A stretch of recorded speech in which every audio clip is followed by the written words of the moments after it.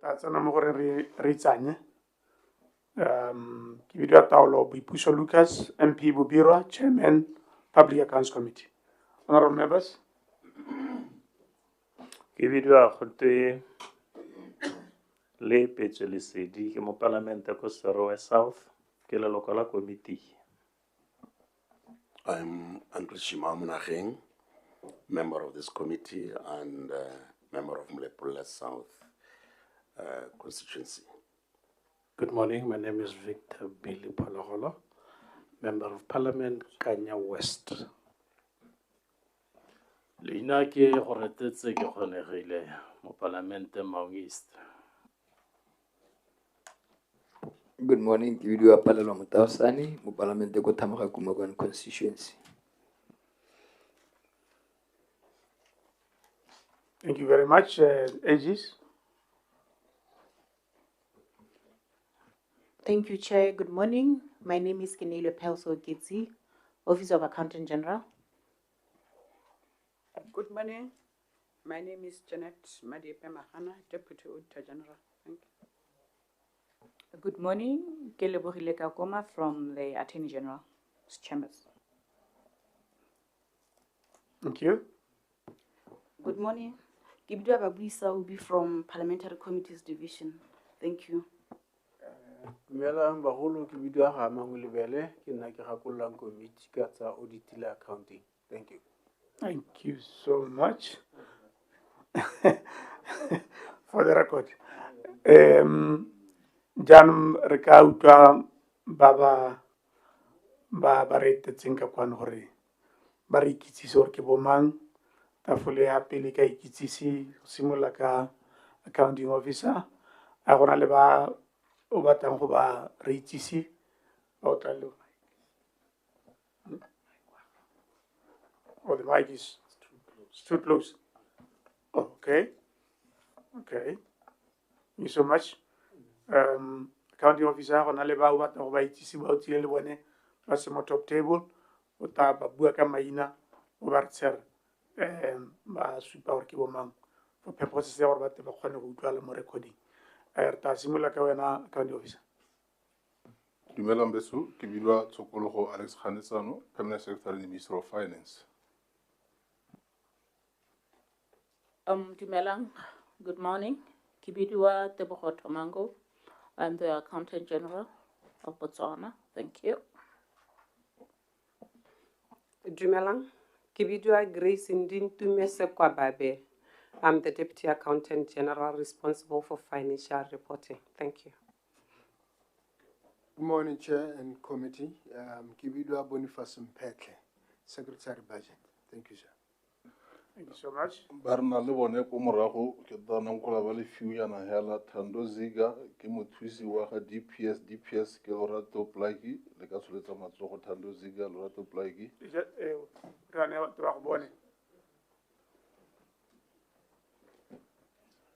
Then rale ma ke o rapetse ke mothusi wa ga Secretary for Budget.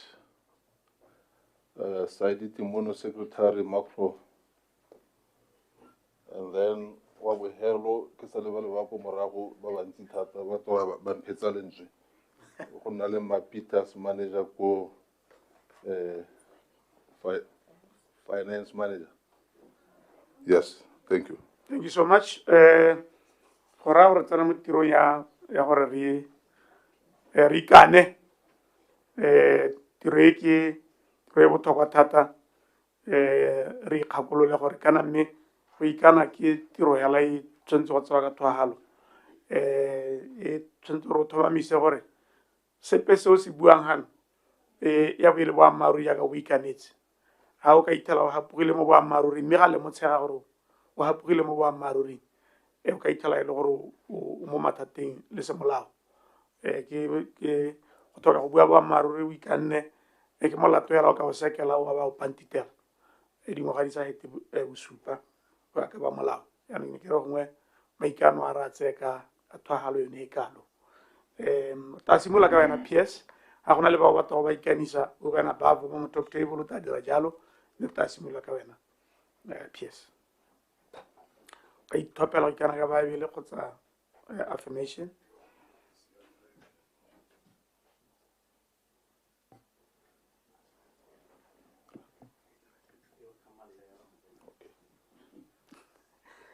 Dan salam rao PSI. Yeah. I, Sokologo Alex Kanetsano, Swear by Almighty God swear by Almighty God that the evidence I shall give that the evidence I shall give before this Committee of Parliament before this Committee of Parliament shall be the truth, shall be the truth, the whole truth, the whole truth, and nothing else but the truth. and nothing else but the truth. So help me God. So help me God. Thank you, PS.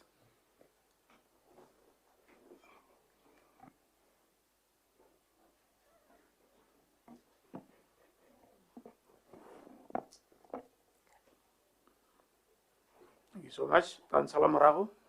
I Tebogo Tomango, swear by Almighty God swear by the Almighty God that the evidence I shall give that the evidence I shall give before this Committee of Parliament before this Committee of Parliament shall be the truth, shall be the truth, the whole truth, the whole truth, and nothing else but the truth. and nothing else but the truth. So help me God. So help me God. Ra lebogang. Thank you.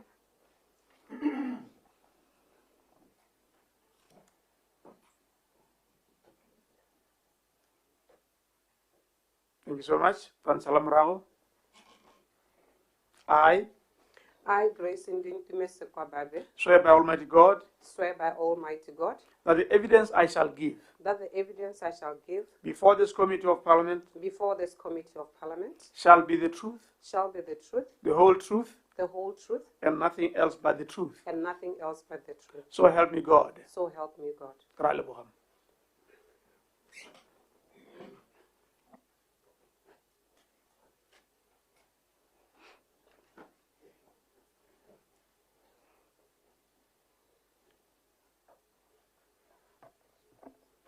Thank you, sir.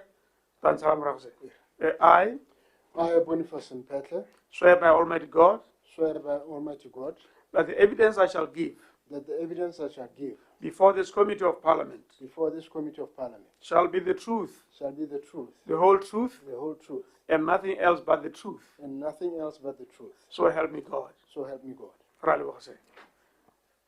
PS, a gona le bangwe ba ba batlang ba ikana ba o itseng gore ba kono-kono mo e leng gore a se mo re ka hetsang ga ba ise ba tsene. Ke tla kopa DPS. Ke ne ka lebala go introduce another key person. The coordinator would be ETP Secretariat. Okay. Naledi Madala le ene ke tla kopa gore a tla ikane. Okay. Yes. Le Maziga. So let's start with you, Maziga. Then, Batuma is here. Sorry. Here.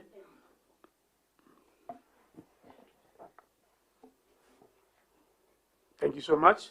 Dan salam rao. I Lorato Plaki, swear by Almighty God swear by Almighty God that the evidence I shall give that the evidence I shall give before this Committee of Parliament before this Committee of Parliament shall be the truth, shall be the truth, the whole truth, the whole truth, and nothing else but the truth. and nothing else but the truth. Ra leboga ma. Thank you so much.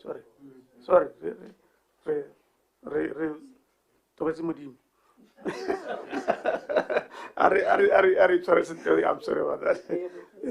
I Lorato Plaki, swear by Almighty God swear by Almighty God the evidence I shall give that the evidence I shall give before this Committee of Parliament before this Committee of Parliament shall be the truth, shall be the truth, the whole truth, the whole truth, and nothing else but the truth. and nothing else but the truth. So help me God. So help me God. Thank you so much. Thank you, sir. You're on a line in the rate of a Yeah.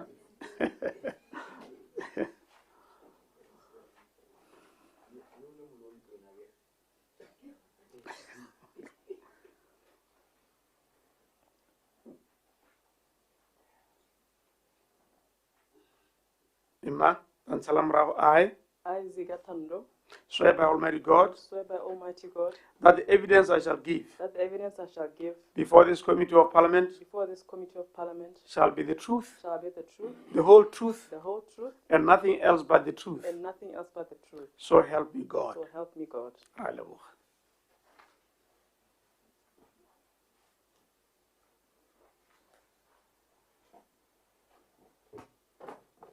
Sorry. Dan salam rao. I I, Naledi Kwamet Madala, swear by Almighty God swear by Almighty God that the evidence I shall give that the evidence I shall give before this Committee of Parliament before this Committee of Parliament shall be the truth, shall be the truth, the whole truth, the whole truth, and nothing else but the truth. and nothing else but the truth. So help me God. So help me God. Ra leboga. Go raya gore re tla simolola ka wena PS o re neela executive summary e tla re neelang mandate wa lona e be re neela go tota gore gone re tswa kae ra kae re tsamaya kae mo itsholelong ya rona ke kwano mme gape e be re ko bohelong o bo buisa dikgang tse neng ra dumalana ka tsone ha o le hano last time around dikgang tse ke a di bona di ha mo screening di ka tshwara 8 o bo o ka re hitisa ka tsone ke batla go just a brief statement to say kana Ministry of Finance tota ke lona ba ile you are the heart of our economic planning and financial management mo lehatsheng la rona ka jalo go raya gore ba bangwe ha ba ntse ba goroga ha ba thatologana ha gongwe ba bua ka lona gore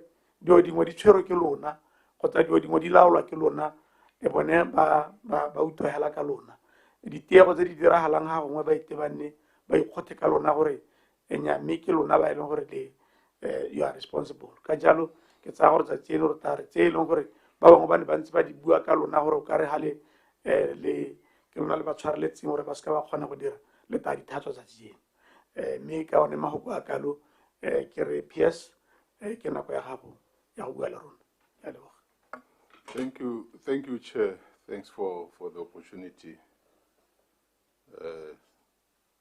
given to us to clarify some of those issues. Some arising from the PAC of last year and others as a result of the findings of the Auditor General, the latest ones. I'll try and respond to those. But I'll take the reports that we have submitted to yourselves as read. These reports include the Memorandum of Progress Report 2022-23, as well as responses to the Public Accounts Committee report of the 61st meeting of 2025, and our responses to the Auditor General's report on the accounts for the financial year ended March 2023. As I indicated, Chair, I will take the reports as read, but in laying the foundation for today's discussion, I'll just provide briefly highlights of the executive summary of the Memorandum of the Progress Report. This report, amongst others, outlines the Ministry's core mandate, institutional responsibilities, the fiscal and economic performance, key achievements, operational challenges, and corrective actions implemented during the year under review. When we met the PAC last year, we presented an economy characterized by sluggish growth, declining fiscal buffers, declining revenues, which resulted in accumulation of billions worth of unpaid invoices.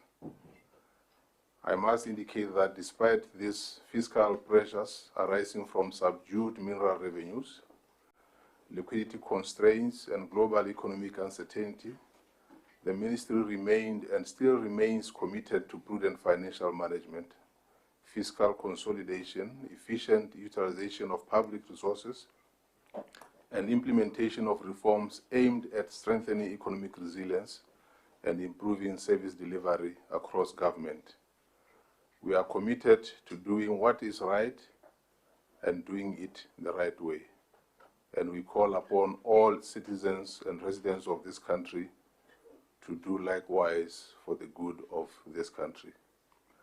Chairman, the corrective measures that I alluded to earlier included cost containment measures that we implemented since August 2025. The implementation of these measures represent a decisive fiscal consolidation effort that yielded tangible expenditure savings and strengthened budgetary discipline. For example, the centralization of GPOs has significantly reduced spending commitments, with the number of GPOs declining from 231,369, that is the volume, which translates to 11 billion pula in value, in 2024-25 financial year to 136,292, amounting to 8 billion pula by February 2026, thereby delivering substantial 3 billion pula in cost savings. Overtime expenditure as at the end of March 2026 reduced from 781 million to 675.4 million, generating savings amounting to 105.8 million pula. Travel expenditure declined sharply from 717 million pula to 466 million pula, yielding savings in the amount of 251 million pula. Chairman, as a result of all this, we were able to clear all the outstanding invoices that we reported last year. I'm happy to announce that as we speak today, we do not have not a single unpaid invoice, except for those that were submitted late yesterday and early today. All have been cleared. We were also able to clear arrears amounting to 3.8 billion pula. These were unpaid invoices from the previous or the past financial years, some dating as far back as 2018-2019 financial year. I must indicate that at the time that we were preparing the budget for 25-26 financial year, we are not aware of these arrears. So they were not budgeted for. Nevertheless, they constituted financial obligations that needed to be taken care of, and we did just that. I'm also happy to announce that we also do not have a single credit facility with the Bank of Botswana. That was not the case in the last financial year. We will be paying in full a loan facility with one of the commercial banks by end of next week. That was a loan facility that we sourced last year when the terrain was really tough. That loan will be cleared. I guess, Mr. Chairman, many people are aware of what we are doing and appreciate all these efforts. And as a result, in June this year, through a survey conducted by the Botswana National Productivity Center, the Ministry of Finance received an award for having achieved the highest overall performance rating among government ministries. Let me repeat. Okay, go ahead, PS, repeat. In June this year, through a survey conducted by the Botswana National Productivity Center, the Ministry of Finance received an award for having achieved the highest overall performance rating among all government ministries. This is not to say we are out of the woods, Chairman. We need to stabilize this economy. We have presented in the executive summary the growth figures and the projections. We need to reduce the budget deficit, which currently is estimated at 26 billion pula, which is higher than what it was in the last financial year. We need to rebuild the buffers. Historically, we had in the GIA amounts in excess of 30 billion, in some instances around 40 billion pula. Today we are talking about a small amount of around 4 billion pula. We need to rebuild the buffers. Why is that important? That's important because you can imagine if we were to be hit by another pandemic similar to COVID-19 or something else,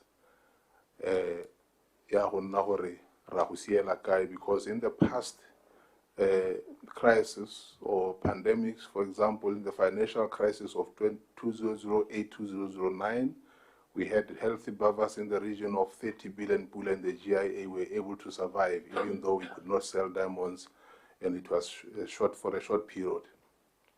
Fast forward COVID-19, we had in the GIA balances around 20 billion pula. We were able to survive even though the economy or all the economies were at a standstill. But then the GI balances declined sharply from around 20 billion pula to a little over 3 billion pula. And there was a small recovery in 2023. Unfortunately, thereafter, our diamonds could not sell. This is why we are where we are today. And that signifies or suggests to us that we need to continue with all these measures that we have in place, or even more. All this call for enhanced domestic revenue mobilization and continued implementation of cost-cutting measures, as I indicated earlier.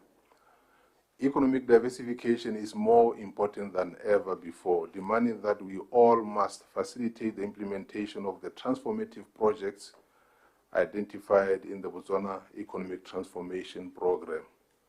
To that, we have highlighted some of the ongoing projects under the BETP in the executive summary.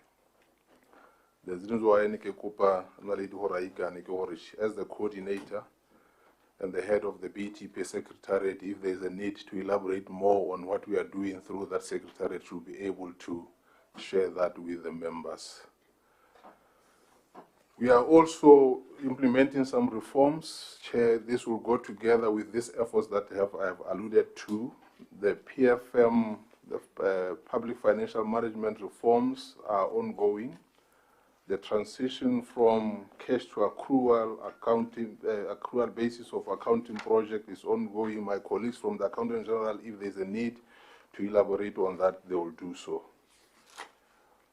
In addition to that, as I indicated, the BETP program is ongoing and some projects are progressing well.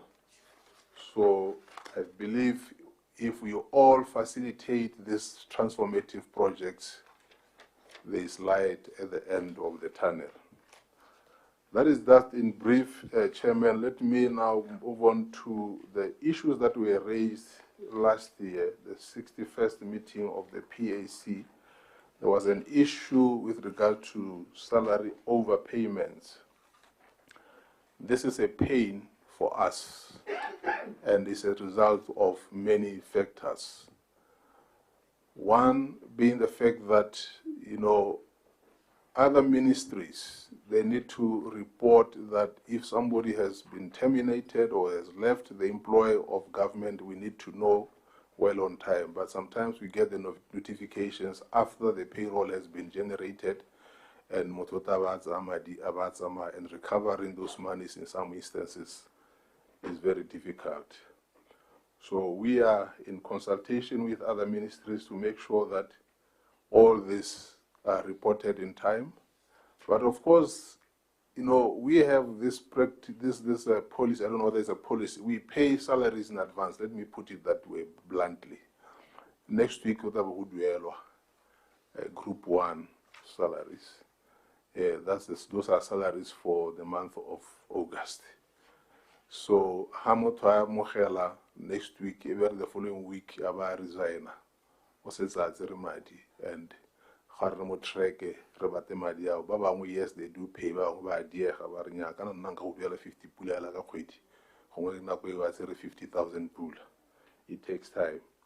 We also are hopeful that with the upgrade of the GAPS system that is ongoing, that is done. Another item, the malfunctioning of the GAPS system, I will request Matomango to elaborate more, or Masquaba be here, but the issue is that we are at an advanced stage, if I may call it that way, of upgrading the GAP system, having stabilized the system from what it was in the around 2023-2024 period, where it was more like a complete collapse. But the system is now stable.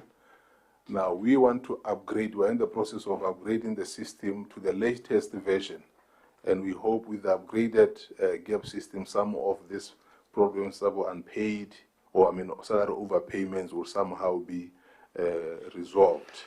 Not completely, like I said, Hariduela salary motabatsa makamoso, or salary overpayment. Unauthorized over expenditure. This is an item that was discussed last year, and the PAC resolution was that we should monitor government projects to prevent unauthorized over expenditure which arise from cost variations. Yes, the budget division or department of the ministry has implemented the following measures. The issuance of budget and project implementation saving grants immediately following the release of the finance warrants to guide expenditure and project execution. 2, the introduction of midterm spending reviews. This was not there before. This will enable us to assess budget performance and facilitate timely corrective action.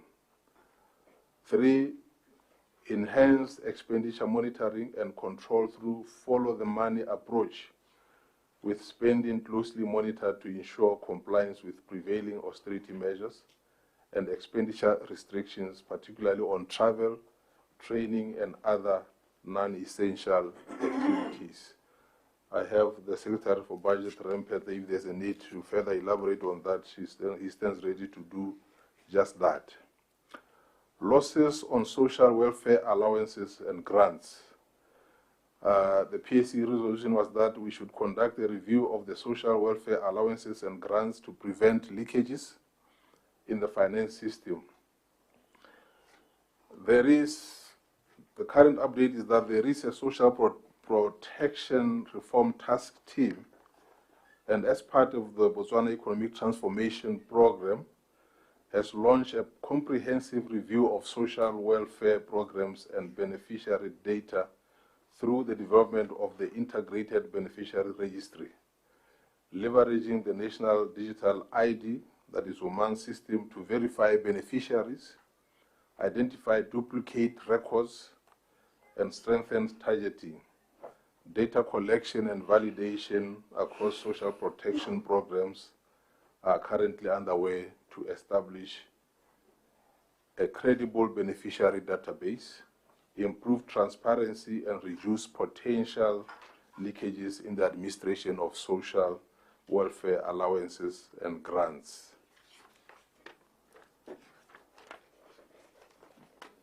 Another issue that was discussed was the delayed project of the transition to accrual accounting, which I alluded to earlier on. Phase 1 was implemented in 2014, while Phase 2 commenced in 2018. We can realize that this has been ongoing for a long period. But although Phase 2 was initially expected to be substantially completed by March 2022, progress was affected by implementation challenges and disruptions caused by COVID-19. To address these challenges, a revised Phase 2 project plan was developed and aligned with government priorities as outlined in the 2026-27 budget speech. The revised roadmap focuses on strengthening institutional readiness, enhanced financial management systems, implementing a multi-dimensional chart of accounts, undertaking asset verification exercises, building IPSAS capability, developing accounting policies and manuals, and progressively rolling out accrual-based reporting across ministries, departments, and agencies.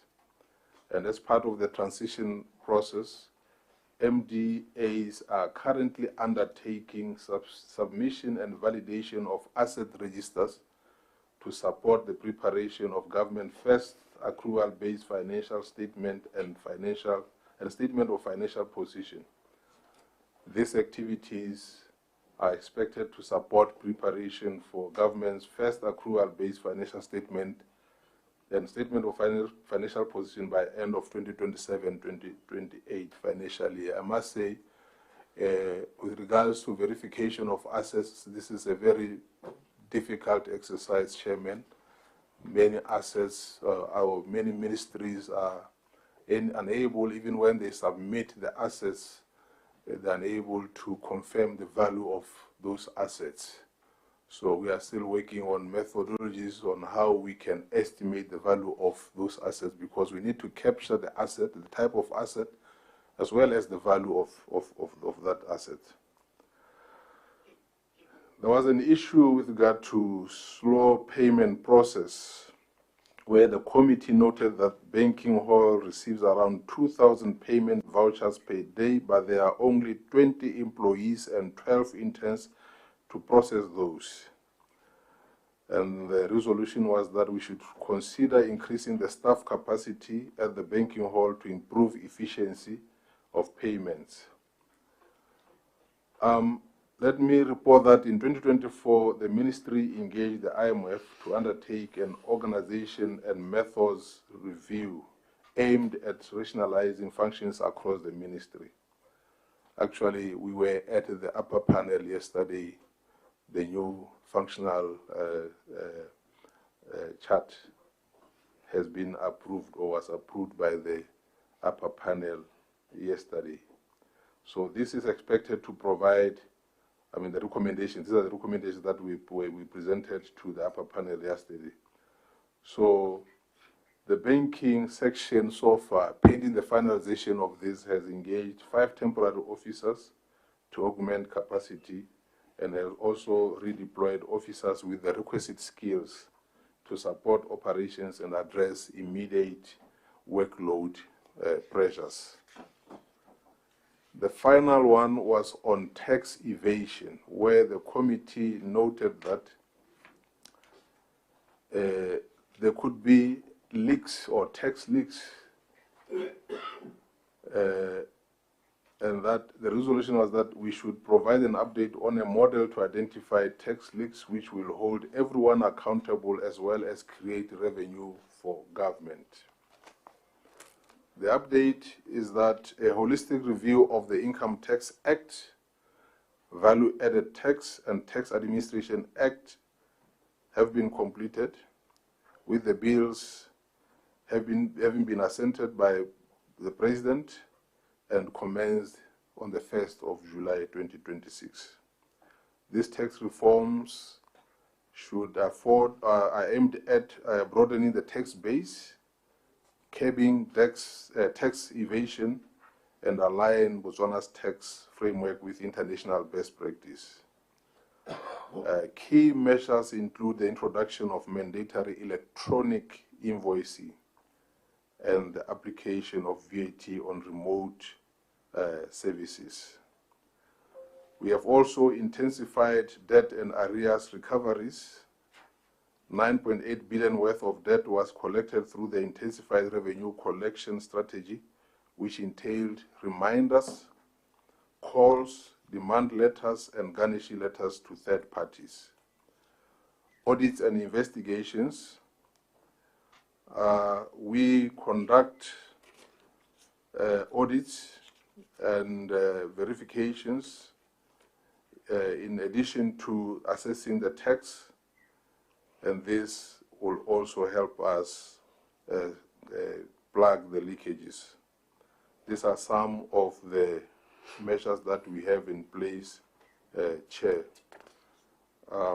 Finally, there was an item on the unrecorded asset.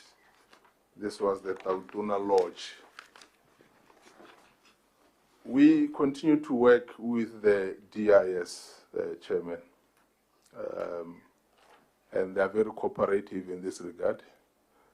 The last communication that we had from them was a submission of some of the information that we had requested, including the audited financial accounts, to enable us to record this asset under government. So we still have issues with the information that was submitted. We continue to engage. This information was submitted yesterday, Chair. So we looked at the information. We feel that it's not sufficient enough to enable us to conclude this process, but we'll engage. Like as I indicated, they have been so far been cooperative with us, and we hope that this matter will be concluded, Chair. Let me pause there, Chairman, and allow for the members to engage. Thank you. Thank you so much, PS. Early how present our no super horeba Accountant General gongwe ba ka bokhutshwanyane ba re hitisa ka gaps le malfunction ya yone ha le gona gore le dira eng mo bogompienong. We have information to the effect that a gona di-statements di petse di ntshitsweng gaps for 2025 2026 gore gongwe ba nne ba re hitise ka tsone dikgang tsone tseo. Gaps is very key to the operations of government and its finances. Ne ke re gongwe a re neele a re hitisa ka yone ya gaps. E nngwe yone o e hitisa ke yone ya BTAP.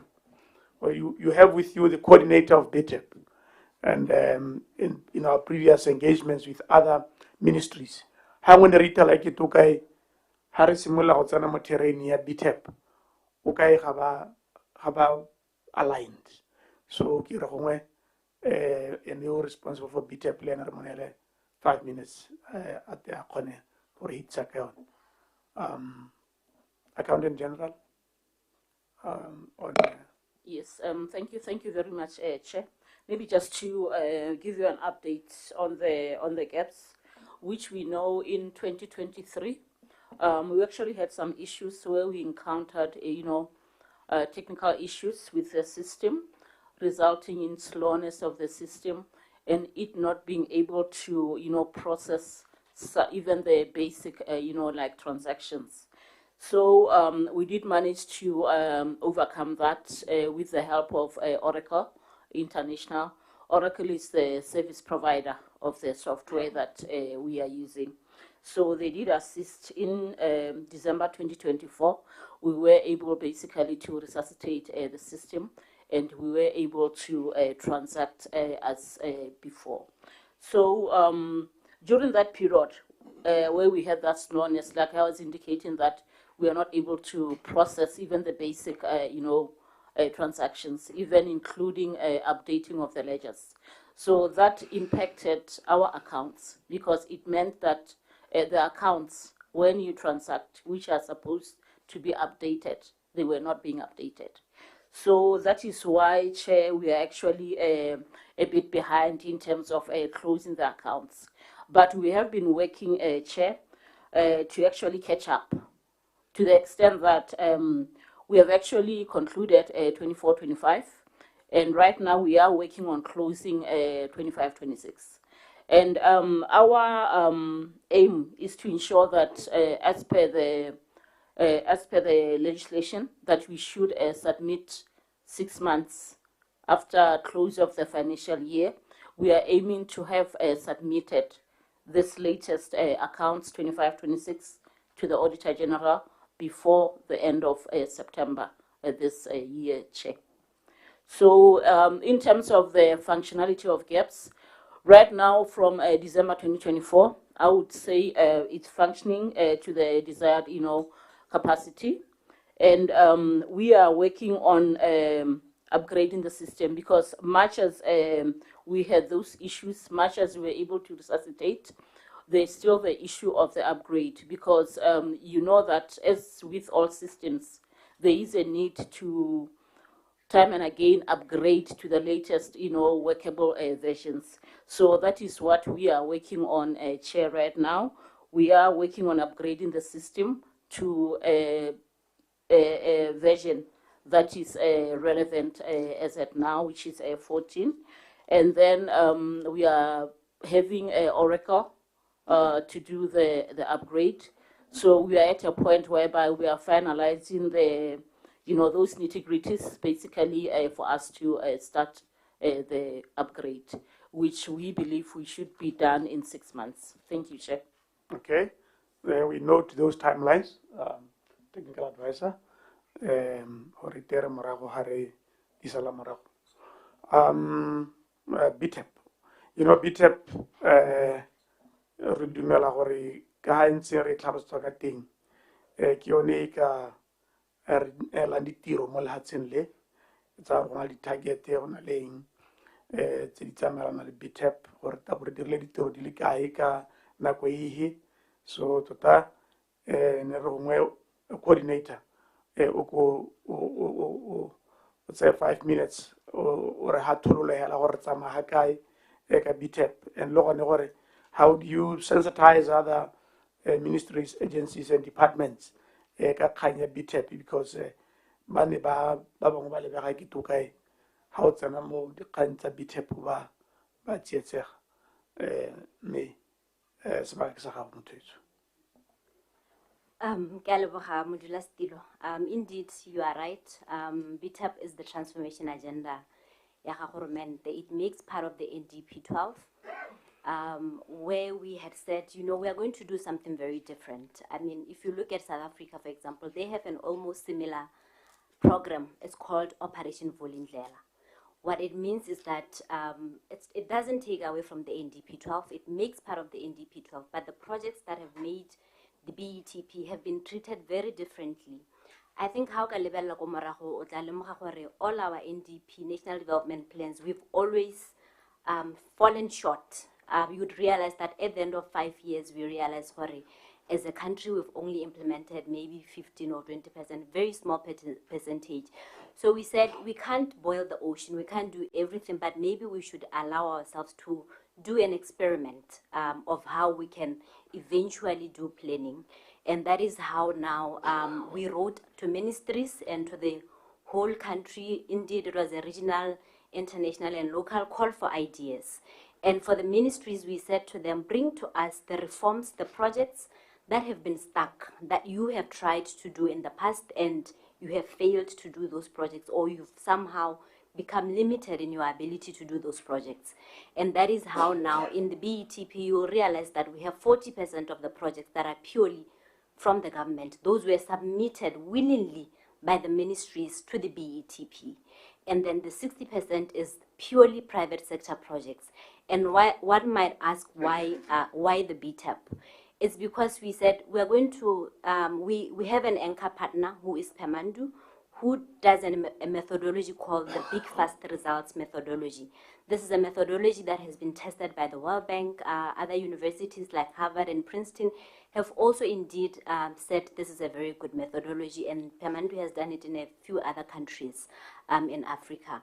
So what is very different about the BETP or the transformation agenda is that we actually spent time looking at each and every one of the projects that was selected into the BETP, because we had a big call for ideas. We could obviously not attempt to do everything else that was submitted to us, but the 246 were initially selected to say, okay, these have potential. We then went into what we call the labs, and we spent a whole month where we called key stakeholders across all of government, regulators, senior government officials. We called project owners, we called the private sector, and said, so we need to do something very different as a country. We've always, as policymakers, as government, closed ourselves in our offices and said, we are solutioning for you, but we've realized that we've never really quite made it because we did it on our own. So we spent a whole month at the labs where we really went deep into each and every one of those projects and said, what needs to happen? And during that month, we built what we call the 3-fit implementation plan for each and every one of those projects. So we went with 246. By the end of the month, we could only conclude with 186 projects, because some of them, when they were subjected to the rigorous testing of the labs, you realize that actually this project, so that's how we lost, or we let go of some of the projects. Projects that are officially in the BETP are 186. This is what was obviously approved by your honorable selves, and we have over the last few months moved full mode into execution. What I should also, because I think one of the confusion is always about why are you just focusing on projects? What we also did in the labs was to say, okay, there are 186 projects that we think are a good potential to be executed. But we are also very much conscious of the fact that we need to make the environment to work for everyone.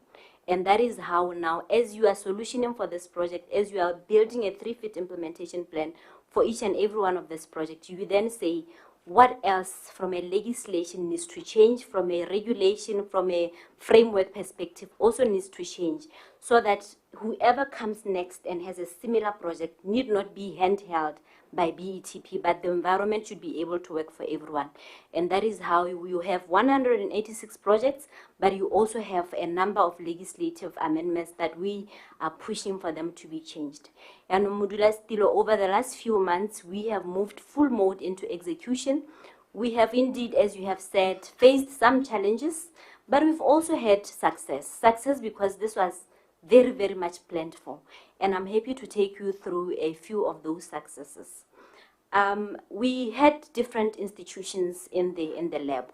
Some of those institutions were the Special Economic Zones Authority. You would know that a number of years ago, the government took the decision to set up the Special Economic Zone Authority.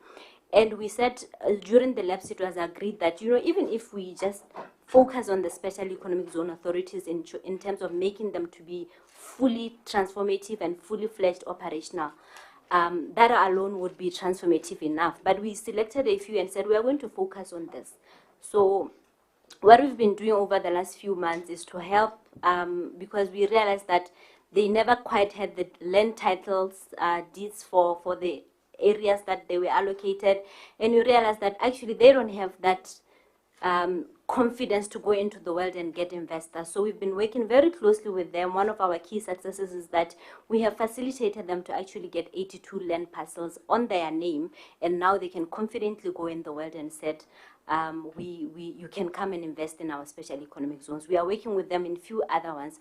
What we've realized is that actually the barriers, even for transformation, are not only towards the private sector. Even ourselves as government, we are not coordinated enough. That's why you realize that sometimes we have a strategy, but we have not fully thought it through from A to Z.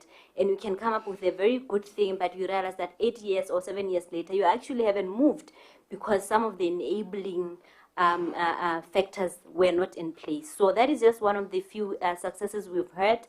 We've had a number of successes. PSO says that we look at the social protection reform, which was also submitted into the labs by the Ministry of Local Government, and we have seen a lot of progress in that area. Nyame o di buile ne le hela ora ke re kana ditiro ke kono mo le hatsen la rona creation of employment or gompieno through BTEP and the 186 projects a mme go ka tso hetse gona le palo e o ka re bolelang gore Nyame re hetse re kgonne o create ditiro tse di kana through BTEP. What a lot of the work that we've been doing over the last 6 months has really just been foundational work. Obviously, if these are transformative, big impact projects, they're going to take a bit of time for us to get them across the line. But we do have a few projects, and there are teething problems. We should admit that forthrightly. But there are some teething problems. But I think if you look at some of the projects, like I'll give an example. One of the projects, the MOBETP, is the Tutome Abattoir. We did facilitated it for it to be opened. It was opened, it hired a good number of people, but then it encountered challenges, and now we are reworking with it to be reopened again to ensure compliance. So we do handhold even where there are teething problems to ensure that private sector doesn't get frustrated.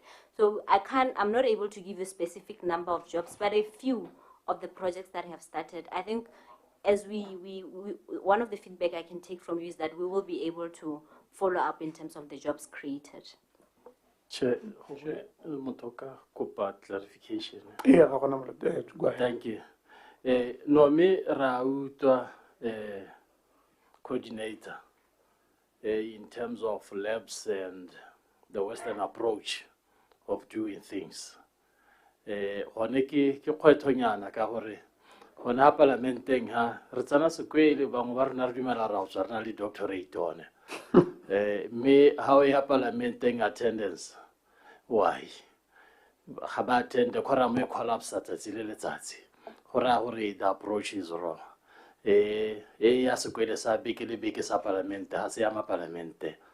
So ha gongwe the same approach e BTEP e tsaya gongwe it's not an approach ya context yone ya rona. I mean, if you look at foundation work, and if you look at the number of projects, 186. You look at this report, project tse di setseng go twe di a thenya di 7. Router la re dira foundation work. Me tshologelo ene le gore kana BTEPO is not going to run for 10 years. Government yo na le 4 years hela yo setseng. And the BTEPO ra gore in 4 years 186 projects. We are talking about 46 projects go mo ngwageng di a be di ka kgona go dira gore re go goroga go 2029. So ne se hela se supa gore one, the pace has on. And you need to introspect why is the pace this slow? Is it an issue, Yamadi? Is it an issue of approach? Is it an issue of protocols? And what are you doing as mitigating factors? How you are pushing these issues? For example, you have launched the dashboard. Is it working? Is it up and running? Can I launch hela? You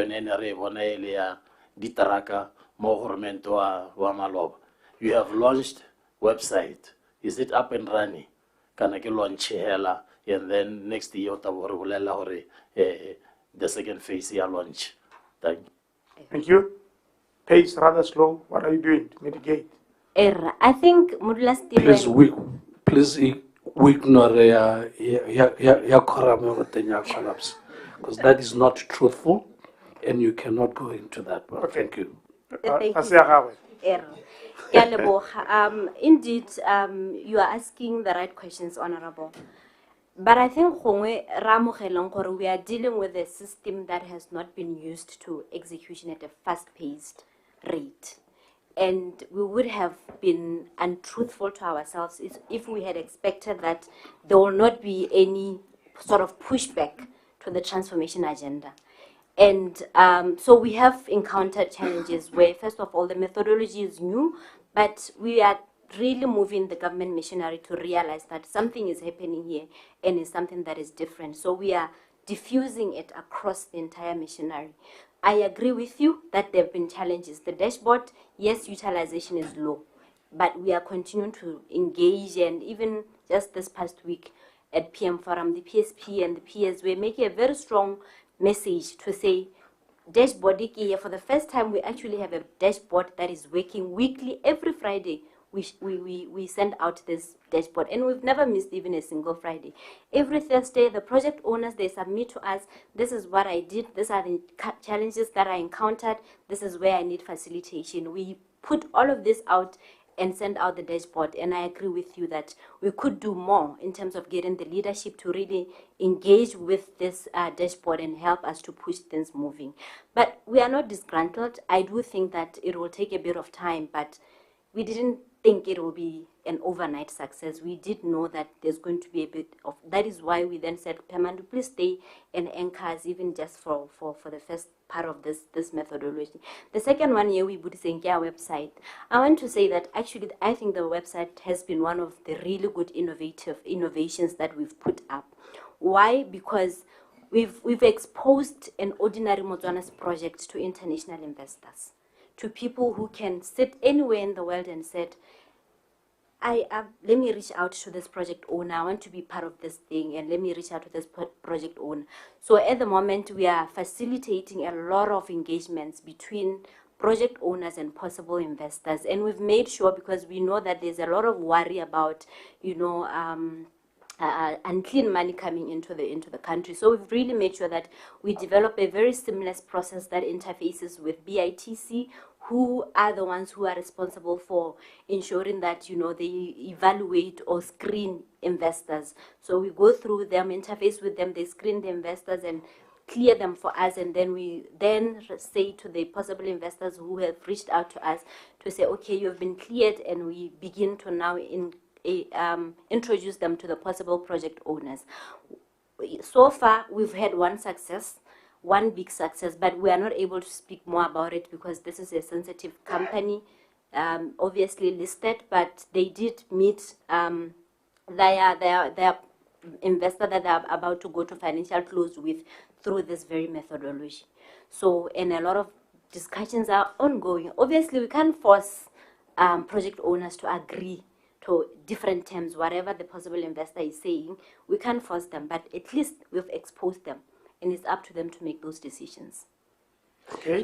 Chairman, can I follow up on one? Yeah, Honorable Paul. Yes. I happen to be familiar with the NDP 12 indicator framework.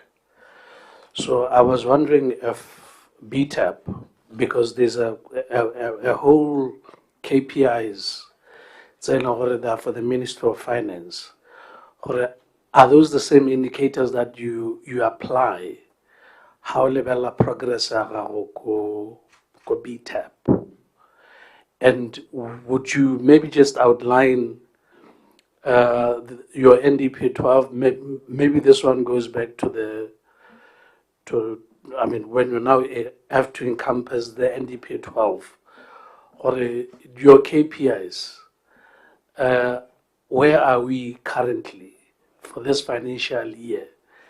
And are we able to look and appraise this committee on what we managed to achieve in the past year? Because at the end of the day, we exist and we come to work in order to improve livelihoods. And one of the ways of making sure we improve such is for us to create employment as sustainable. Thank you. Thank you. Coordinator?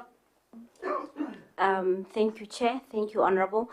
Indeed, what we did was to make sure that we don't cause any confusion. So the way that we submit to the National Planning Commission, even our progress, is exactly how it has been defined by the National Planning Commission. So we follow our dashboard, we follow our weekly cadence, how the methodology, the big fast results methodology works, but we make sure that when we are finally submitting to the National Planning Commission, it fits or it follows the same standard and the same requirements that they have. So it's seamless in that way, but it doesn't impact on the methodology itself. I think your question is about where are we. I did try to get into some of the key project wins that we have heard, Honorable, and I've admitted forthrightly that I'm not able to give specific jobs that have been created. It's a key action item that I can take, and we can feedback on that one. Thank you very much. Ke tsa gore ke ga e botlhokwa yone ya ditiro. Tota batho ba le bantsi ba reeditse ba batla go utlwa gore mme ka ditiro di lebega di tla bonala mo BETP di tsamaya kae. We will expect a report from you in a month, just to give us an idea.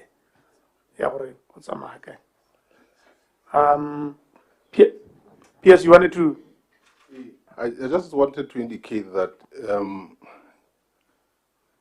diversification or economic transformation is a process, and that this BTP was passed in Parliament last year, November, if I'm not mistaken, and it's only been about 6 or 7 months that we have been trying to facilitate project implementation.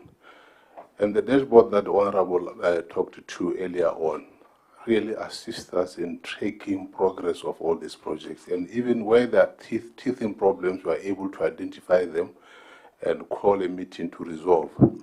Just recently we met and with water utilities, BTO, Ministry of Lands and Agriculture, to facilitate them tourism projects, Kobotune, Litsiboho, and other dams. And because there were some issues that we needed to resolve with the Ngwatu Mainland Board, I actually led a delegation to Ngwatu Mainland Board 2 weeks ago to go and facilitate. And I'm happy that all those stumbling blocks have been dealt with. There's only one that we pleaded with the Ngwatu Mainland Board not to, to allow that to stop progress. That is to do with areas that are owed by water utilities to the Ngwatu Mainland Board relating to leases now.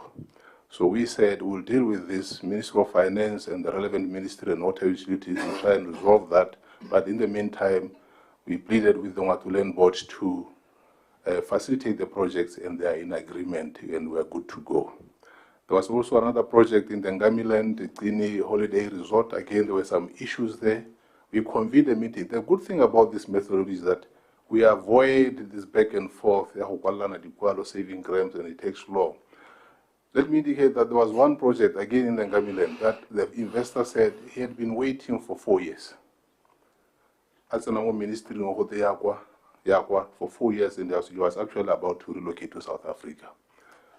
When we heard about this and we deployed the same methodology on Abuakaone, we called the parties together, the Ministry of Finance, and I'm not lying when I'm saying in less than 30 minutes the issue was resolved. And the investor is good to go. So that's how good the methodology is. But it's a bit surprising that you said, Chairman, that when you met with other ministries, some of them were not too sure about the BETP. Yeah, they seem to be in the dark. It's surprising because when this BETP started, everyone was brought on board. It started with a strategic cabinet workshop. All ministers were invited. And they defined the true north for this country and identified the key sectors. The labs that the coordinator alluded to earlier on involved all the ministries that had submitted the project. The 40% project that we are talking about, these are projects that were submitted by the ministries themselves. So one wonders why any one of them would say they're not aware of this. They were submitted for lab assessment, and they were assessed. That's why we end up with 186 projects. And indeed, to the question that you asked, Honorable Yahori, I mean 4 years, 2029, was already transformation, economic transformation, like I said, is a process, and if we tie it to the political life of any political party, then we are bound to fail. Because other countries, and Botswana should do likewise, we can sit and plan for the transformation of the economy and plan for something that can actually yield results maybe 30 years from now, 20 years from now. We plan ahead. I don't plan benefit PS or finance. I want to say some of them, yes, in the short term, I want benefits. In the medium term, I want benefits. But in the long run, I want my son and my daughter to be here and be able to benefit from the decision that I made 30 years ago. So this is a short term. Yes, we want to facilitate. It's been 6 months and we see traction compared to what we used to in the past. We believe that by the end of the year, and as we speak, honorable members, we have a team from all ministries. I mean, 3 ministries actually, because the project that we are talking to, we cannot disclose the details, cuts across Ministry of Finance, Ministry of Communications and Innovation, and Ministry of Labor and Home Affairs. As we speak, they are making an assessment there at the tender. I really no contact between them and us and the parents and the sons and daughters, but direct labor. We hope that when they emerge from that assessment project or process by in the next 2 weeks, another project will be good to go. Okay, I think the coordinator o ka leka gore tlanyatsa kgang ya BTEP yaanong ke batla gore re tsaya nako e re kope mapalamente ka bongwe ba engage ka dikgang tse neng tse o di bua from the executive summary to dikgang tse neng o di bua in respect to the resolutions tsa PAC 61. Ke tla simolola ka Honorable Jacobs.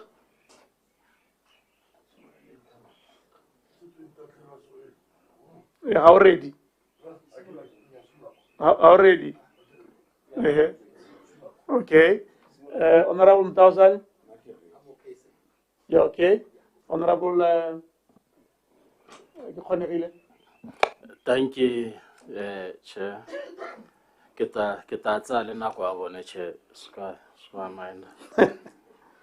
Nyame go dumedisitswe PS and team le go gae go le lebeletseng te go dumedisitswe.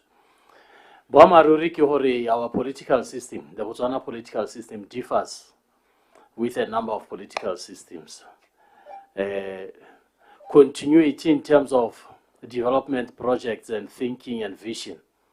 We bona thata go political systems like Tsabo China, Tsabo Middle East, whereby ba khona go planela project ya 30 years. Mo Botswana, you plan for 30 years, in 5 years time go a change. Ha go change planning commission, government yo tsena we busetsa go Ministry of Finance. And ha e boela teng, it kills sengwe le sengwe se se leng go morago. It was in that context, it's 4 years, because that is our reality. Me ha re tsena mo issue ya GPOs. Kana issue ya GPO, gantsinyana ha e buiwa as if go na le di savings tse di dirwang. But re tshwanna ke go e bua in terms of reduced spending commitments. Your writings talk to that, but your verbal presentation talks to savings. Kanyetona ke hore, how do we create a balance between hore ditiro tse dingwe tsena government a tshwanna ke go di dira ga di dira because o na sena madi a go di dira, not gore o na ana le choice ya gore ga ke di dire. Na context ya GPOs ke tlhaloganya jalo more ha ke tlhaloganya jalo, it goes with the reduced spending commitments, not with the saving. Me motho ha ka botsa gone ha gore gone mme ha go tamo issue e tshwanang ya overtime, why is the overtime reduction concentrated at operational levels? When gompieno PS le team ye high, almost 50% of people who are here, let's have 15% overtime allowance alone. And despite these economic challenges, but if you go at operational level, there is no more overtime at operational level. Can listen to overtime alone, lelon. For a lot of reduce this spending, overspending, and spending pattern. Let's say challenge here operational level they are supposed to go out and service the nation. How they can go out and service the nation?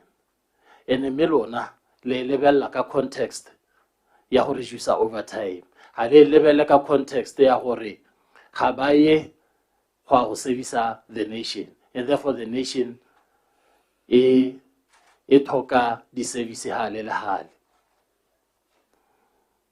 King lesa tsenge le mo go lona gore this cost saving measures di kgona go nna teng.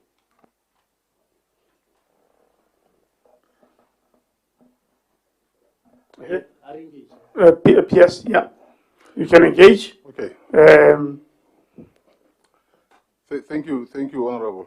Thank you, Chairman. The first one the comment there, the question that we asked earlier on was informed by the political systems that we have in Botswana compared to other countries. I'm not going to dispute that, but I hope and wish that we could change the mindset and think and approach development in the sense that we are doing it for us and the next generations, not for us alone. In that case, if you all approach it in that manner, that will say to us, if you come in as a new government, what you find silly good, continue with it. And you may want to change those things, but what is good, as far as economic transformation is concerned, I hope and believe that we'll do just that, because you cannot dismantle the local. And just as an example, when the new government came in, there were some ongoing projects. Those projects are still ongoing, and some of them have been concluded. I hope that will be the mentality going forward. GPOs, you said you don't regard them as savings. They are savings, Honorable. And you talked about spending or reduced spending where government ends up not doing things that they ought to have done. These are two separate issues. When we sit with the ministries, as we have started budgeting for the 2027-28 financial year, they will come with a shopping list. That's where prioritization comes in view of the limited financial resources. Me, only Ministry X, but the PERS doesn't allow you to implement all those 6 projects that we have come up with. Can you prioritize? Give us maybe the top 2 or top 3 that we can accommodate within the resources that we have. I mean, with the resources that we have. Then that will say, we will say for this financial year, Ministry X is going to implement the mole. Now, the GPO savings, when the requests are submitted to us for approval, only ministry why you had budgeted for that, right? Me our level price. Metia aja 5 pula go shopo, but invoice ya go reauthorize. Ya re metsi ke 50 pula. Please go down to the price, the actual price. Very easy, the market price. By so doing, you have saved, instead of just paying that 50 pula. Now this ministry is going to pay 5 pula. You have saved how much? 45 pula. When the ministries submit and say, benchmarking, I'm giving live examples here. We are sending 10 people for benchmarking. We look at the reasons, okay, 10 people, but you need 10 people at the cost of 200,000 pula. Please reduce the size of delegation. Let me give an example. Another example, like I said, where we received a request to authorize travel about to Valley 6 and only benchmarking, and then we looked at the reasons what we were.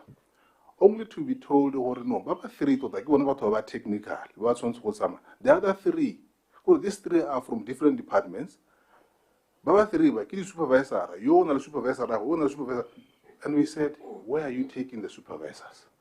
Because of where we received, and the number was cut to 3. That presents savings from 200,000 pula that we would have paid to less than 100,000. To us, that constitutes a saving. The GPO savings, this is not ho. Yeah, government ought to have done something. We are still at the budgeting stage to say prioritize. You cannot do everything at the same time. That's why actually in the past maybe we have failed, because we have said, the minister will say, I have 10 projects I want to implement in one financial year. Do you have the resources to implement all those at the same time? We say give priority to those that are most important and those that you can deliver within that financial year.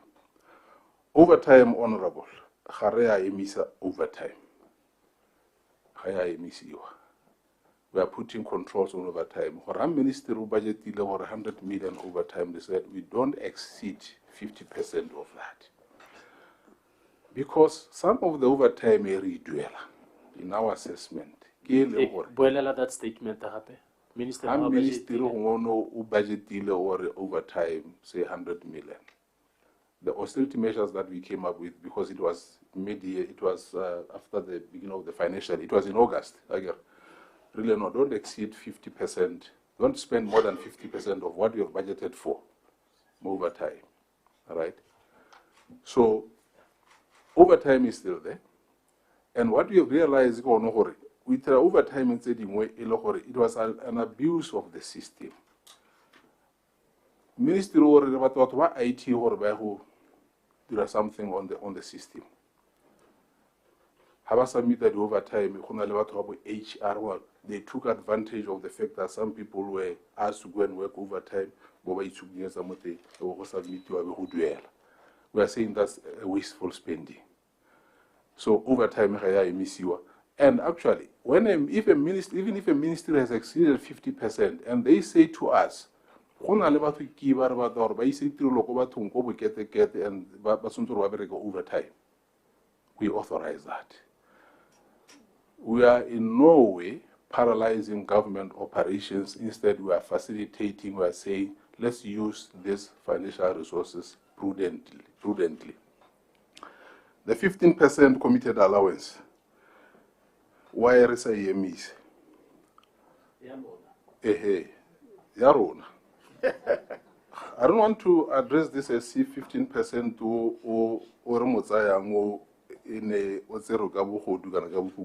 it was something that was authorized and approved. But my approach, or our approach is this. Let's look at all the allowances, holistically, all the allowances that government pays. At the time these allowances were implemented, maybe it was worth it, but do they still serve the purpose? We are in engagement with the DPSM or level all allowances holistically, not it's going to get there on the level where super kamono as if but relay molato. Now, for example, it's always one thing you are government it's like 15%. There was no one was going to say, let's have 15%. Actually, if you take away 15% and say PS, about our submit the work the allowance, I can assure you, my dear guy, what's up with 15% of the because I leave office every night between 9 and 10. I'm in the office around 6:30 or 7. I'm not saying all of us do that. There could be some areas where that's why let's look at this holistically. Actually, we had a World Bank in a Thank you, yes.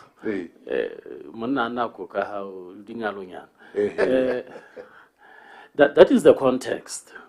Here is an operational officer at C1, at D4, in a district, ya foot and mouth.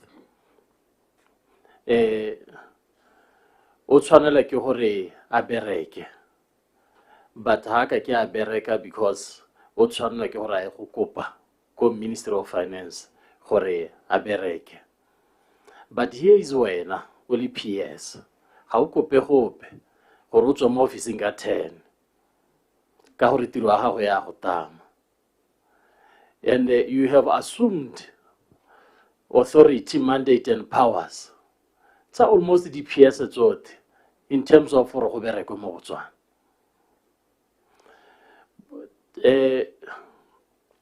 Mo Botswana hela generally the overtime mo di ministry tsa ngwaga wa 2025-26 almost 50% of them they are go duelwa ka financial year ya 26-27. If you allocate 100 million in overtime to Ministry of Agriculture, for example, ha madi a teng a tsena 50 million o duela melatsa a be go sala 50 million. And when I worry, how about it's about you? It's a melatsa, 50 million. Yeah, no hore, how na hore baka tswela laja. Honorable. As we speak, but what them badira buffer zone kaha mo you were in zone 11. All the ministry said to do was to write to us. We say we have this number of officers that will be working overtime. Budget and we pay. The realistic it's ministries themselves would have failed to submit to us on time. That's why when I said we paid 3.8 billion, at the time of budgeting, we are not even aware because we're not submitted to us. We wrote January, February to ministries. Hey, please, from the past financial says that we are send the invoice, the guy. Some responded, some did not. Around June, we did the same.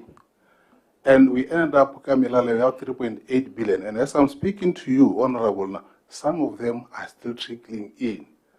So we have no way of telling for Ministry X who sends the invoice for the no way. So Rona, like I said, we have no unpaid invoice as we speak today, except for CDT late yesterday and this morning. Thank you, Piers. Hongwe as a parting word on that particular issue, especially the statement that you are making. Ya hore halena di invoice di petse di pena. A kire anu kana go duela lona, but go tisa di ministry gore le duela.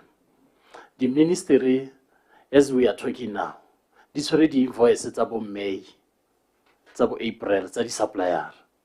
I was asking someone who kana PSQRA,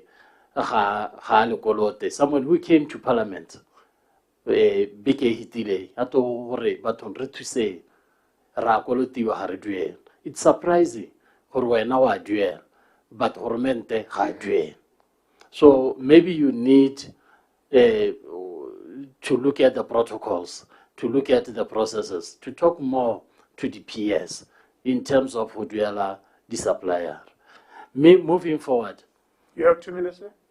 Thank you. Moving forward. Go ahead.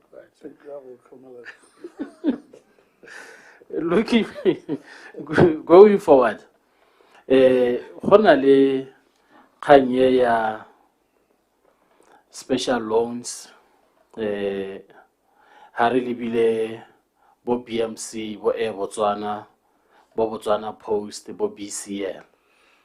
Hore you have le adimile this entities madi le hormente. But mahakai in terms of holy duel. And in total, how the sum up hela, okare madia hormenta dimiling these entities, kibukai, hosetso duetso bukai so far, and how far are you going in terms of wanahore these entities di duela hormenta? Nte ke harele di invoice and then ke ta kopa re mphethe hore a bue ka ya di loan ke te ke hupe metsinyana. Yeah, the invoice, Honorable. As I indicated, recordile early last year, January, Rakwala around June. There was a PM forum around November. Number PS, I reminded them. 2 weeks ago, there was the Economic Committee of Cabinet chaired by the President, the member minister, the PS. I reminded them again, Abilaha President, already invoice the debates. Unfortunately, the tendency is that when Mutare had duel, it's easy for people to say Minister of Finance. I don't know why. But how to go, Rona, we are very transparent. We'll show you what we received yesterday and what we paid yesterday morning or by afternoon close of business and what we received late afternoon, House Naharazwala, the business of the day, and what we received today. Unfortunately, we have no way of knowing what a ministry why or no somebody X and that ministry is sitting on an invoice. So until and unless they listen to us and then do so, there was another one we were PAC last year on Motaro Kulutio.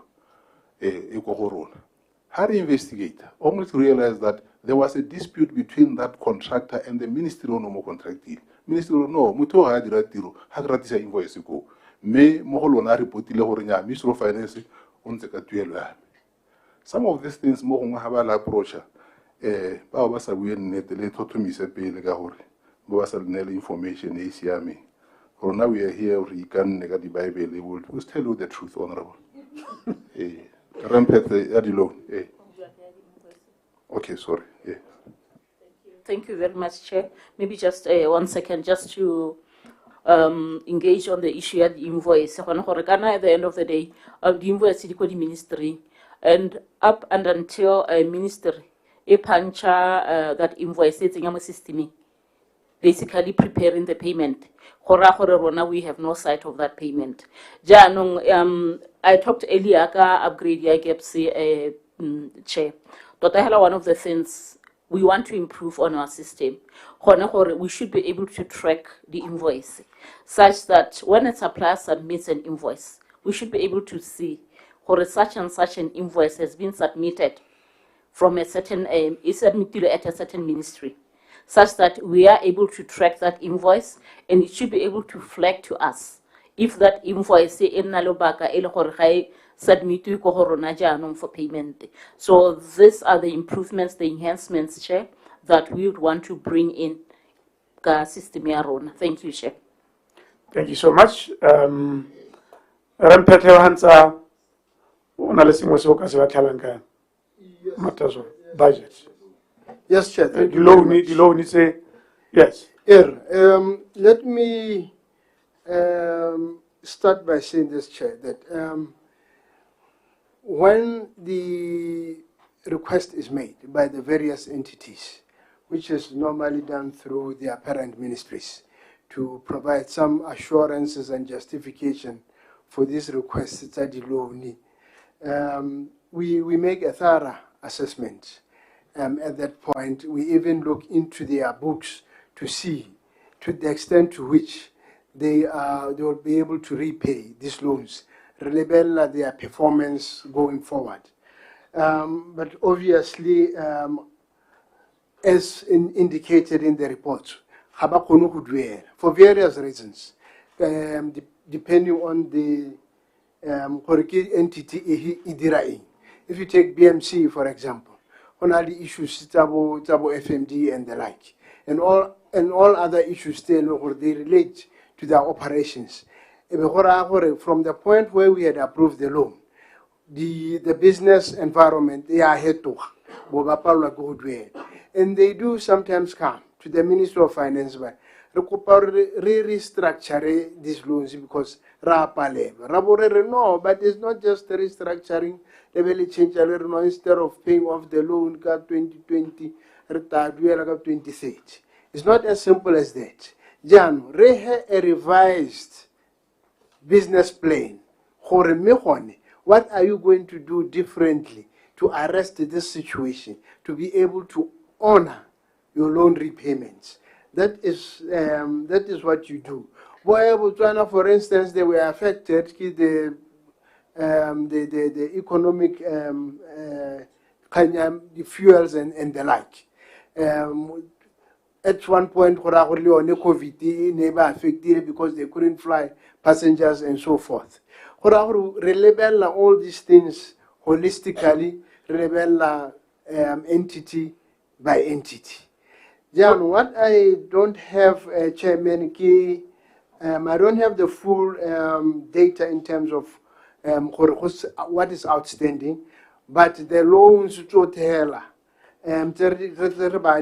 it adds up to 738 million. But whenever I don't have data what is the amount that is outstanding. Thank you, Chair. Thank you so much. I think the Wheeler, me, from Honorable Konegile's engagement, Honali, the Motseki Tango Morgi, Kamala Legatoni, US Radi Lusa PS. Wheeler allowance it's 15%. Warabile Kaur, me when Sasso talk like your relevant lady allowance holistically. Rebonne or a metota. Di hanti di ka tokala go mpino gape re lebile seemo sa itsholelo ke tsa gore no rialo a ke re PS mme go mo go ra gore di allowance di tshwana ntse go 15% le tse dingwe tse di ka tswang di le teng le ta di seka dumela le tsa mo parlamentary tabolentse le di lebile a kitshore ke ra o di seka tsote gore tota gone di tsetso tereska ra di khaola mme yone ya 15% kana yone ne a tsenya sethabise se ntsi thata mo gore batho ba ba ko service delivery bone ba ko batho ba dumela gore tota le ba khamile gore ba gorose ditamelo ko batho mme ya no lona le favorite. But I'm not saying that is the only one. Listen to worry tsote di allowance di lebiwe ena di allowance ga ntsinyana ke di bona la gone go godimo kwa di lebei I next time around. What is also what has also come out from this engagement?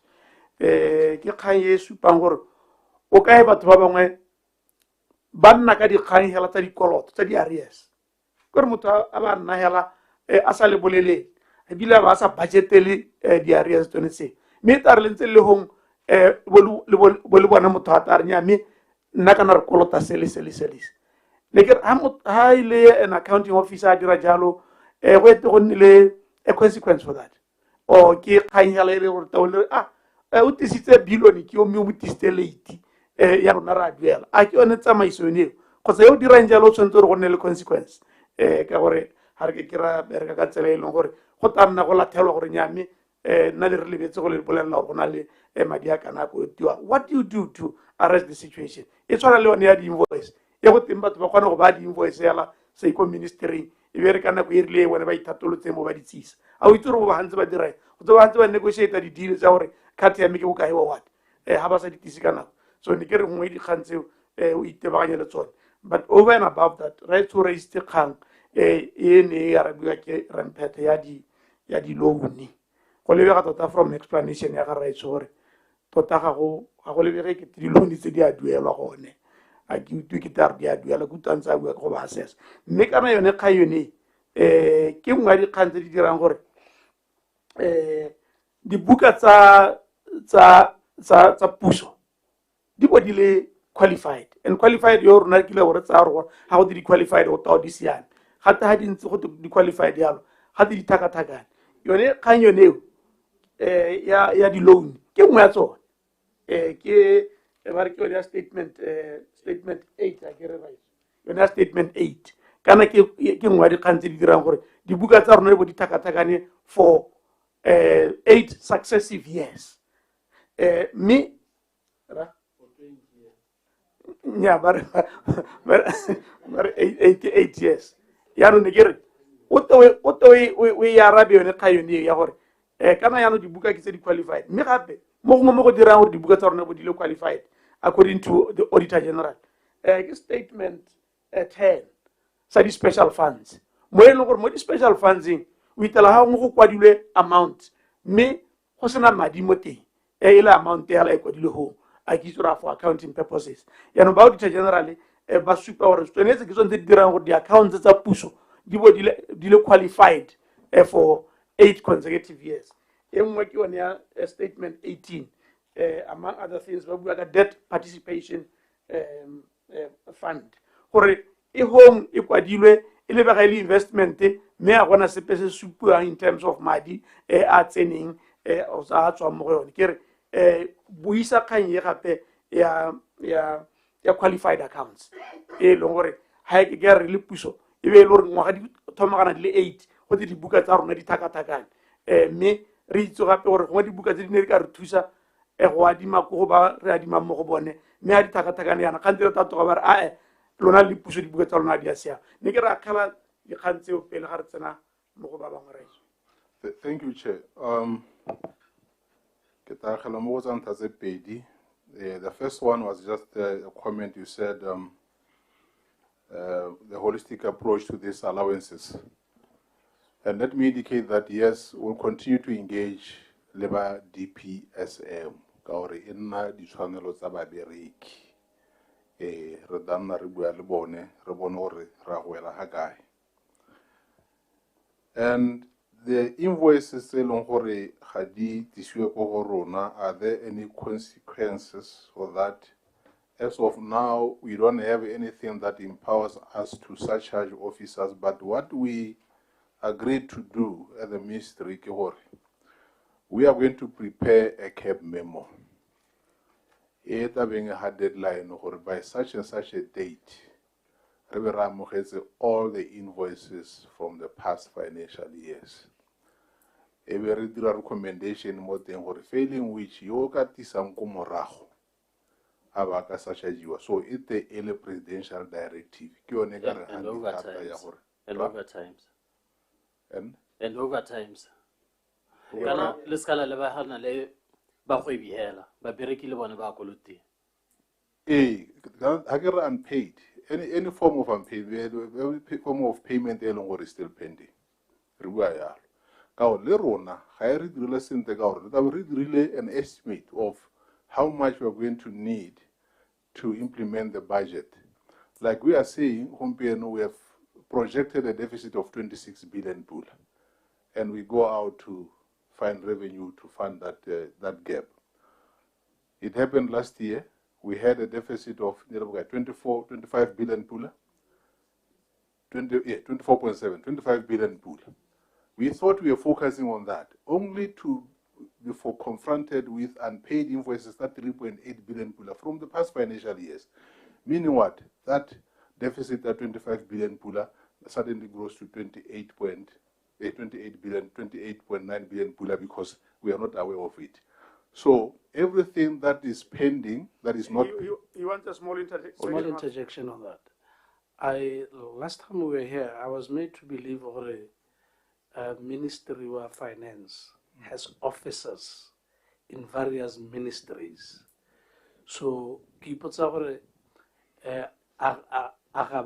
the purpose of alerting you of financial implications, they have to come before your table, your desk to deal with. Hey, finance officers are there, from Ministry of Finance are there to advise the accounting officers.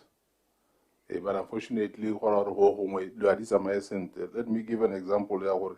One of the payments that we had to deal with in Ezra, dating as far back as 2018, 2019, I got to be aware of that IMF and World Bank meetings in April last year, and I was confronted by a gentleman. He's an American who came here and did business with one ministry. I won't mention the name. These millions. And then when I returned, I got in touch with the permanent secretary, who then said, I'm not aware. And then she investigated and came back to me and said, yes, indeed, will deal with it. So that's how some of the officers would not know, we don't know what is happening. So that's why we are saying, maybe with a CAB memo that will result in a presidential directive, even our finance officers.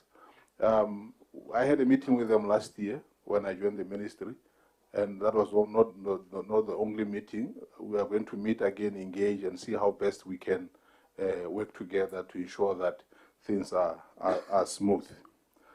The loan to the parastatals, yes, we must admit, some of them have already returned to us, or some of them have indicated that they will write to us,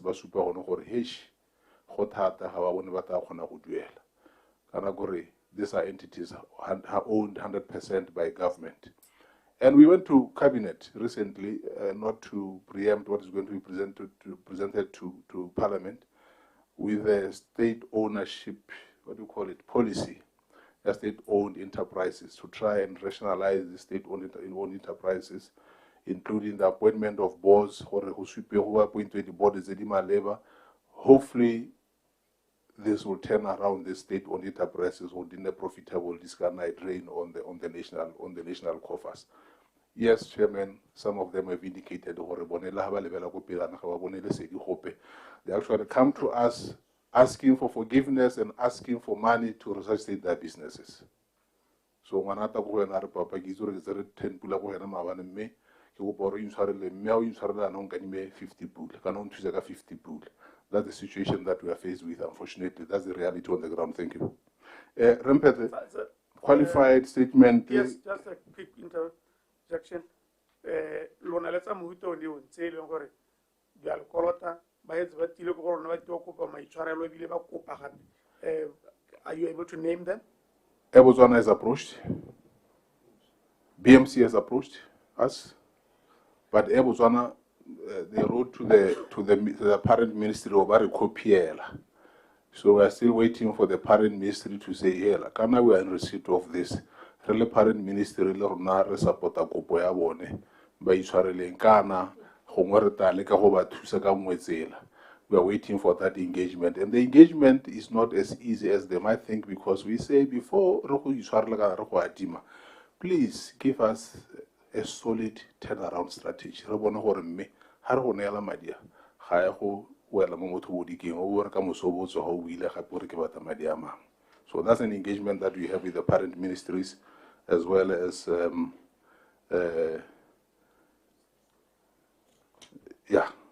that's that. Yeah. Any qualified statements, AG will talk to it. I'm not an accountant. The statements are qualified. Why do you qualify the demonat?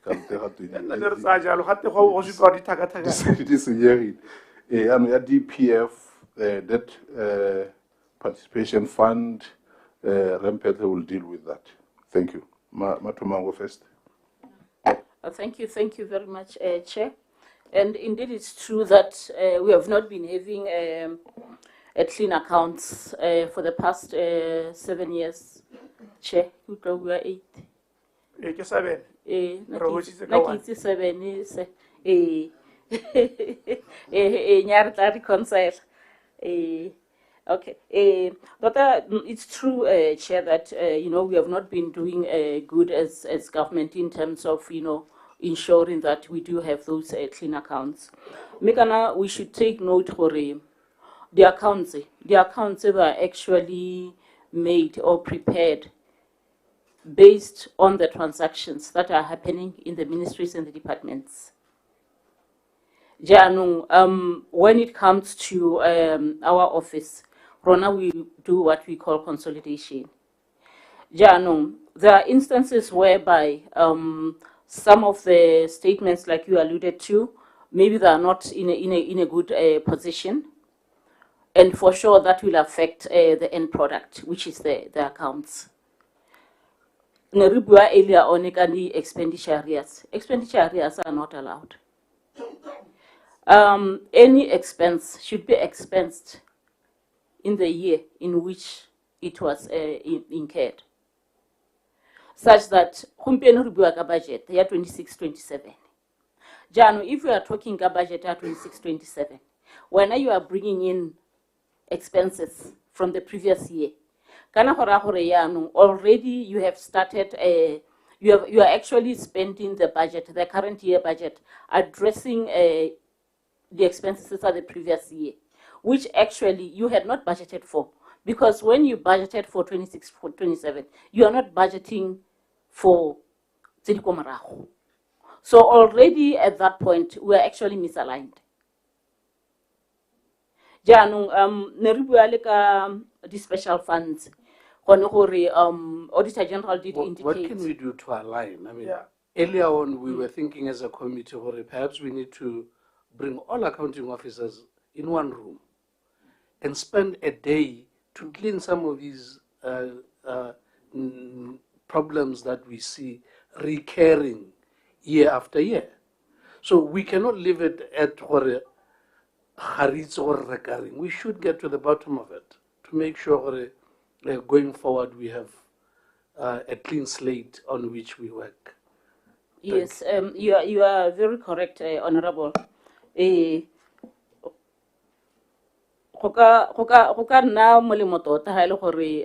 can actually do that, as in like calling them and them understanding the implications of the transactions, of the way they actually doing the accounting in the various ministries. It can actually assist the situation, because we are not doing good. And another issue would even be the reconciliation. Kana reconciliation ke sotse 20 pula ke rekile boroto ba 5 pula machia 2 pula ke setse ka bokae akere, such that you are able to say madiane ke a tshotse, I spend it this way, ga go sala sepe kana go setse sepe. So even that basic reconciliation, it is not happening. The accounts, because at the end of the day, we have even the offices our missions. An expectation on a monthly basis, tell us how much you have spent, as in submitting the statements, submitting those records. They will actually assist us to close the accounts for that month. And we are not getting that. We get that in some MDAs as well, where we are not able to get the monthly submissions on time.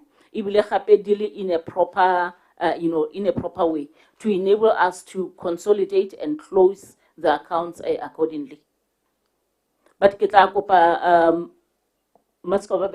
Deputy Accountant General Financial Reporting to elaborate more on this issue. Over to you, Matskeke. Che, kana kore na ke utwa Accountant General a re tatsa gore ke boammaruri go ntse jalo. Yaanong ga ke mo utlwe ka di-solution tsa gagwe gore rona re le ministry we are doing 1, 2, 3 to cap that. Okay, thank you, Honorable. Ga ha o lebile bophara le bothata ja dikgang tseo di buang a ke tse le gore they are within your capacity to deal with, so that ha re tsena mo aseng e latelang gongwe re ka bo re ka nna le unqualified accounts le tele committee one gore a mme le bona le dio tse le ka di rarabololang dikgang tse di buiwang tsone tsa bo statement number 10, statement number 8, statement number 18 tse di mo as tse di dirang gore dibuka tse di bodile qualified re ra thakathakana re sa re gore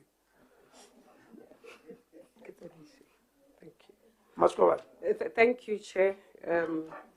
Gongwe hela go tatsa Accountant General. Ke supe gore di account tse ya ka re di dirang. Re di dira le one maphata ya ka na bu. And there are various reasons as to why the accounts are qualified. Let's say le na nkotse tsa bo special fund statement 8, 9 and 10, they all relate to special fund. It's all that we are getting investment that's a special fund, we get summary, and then we get the balance sheet items. So it's one statement.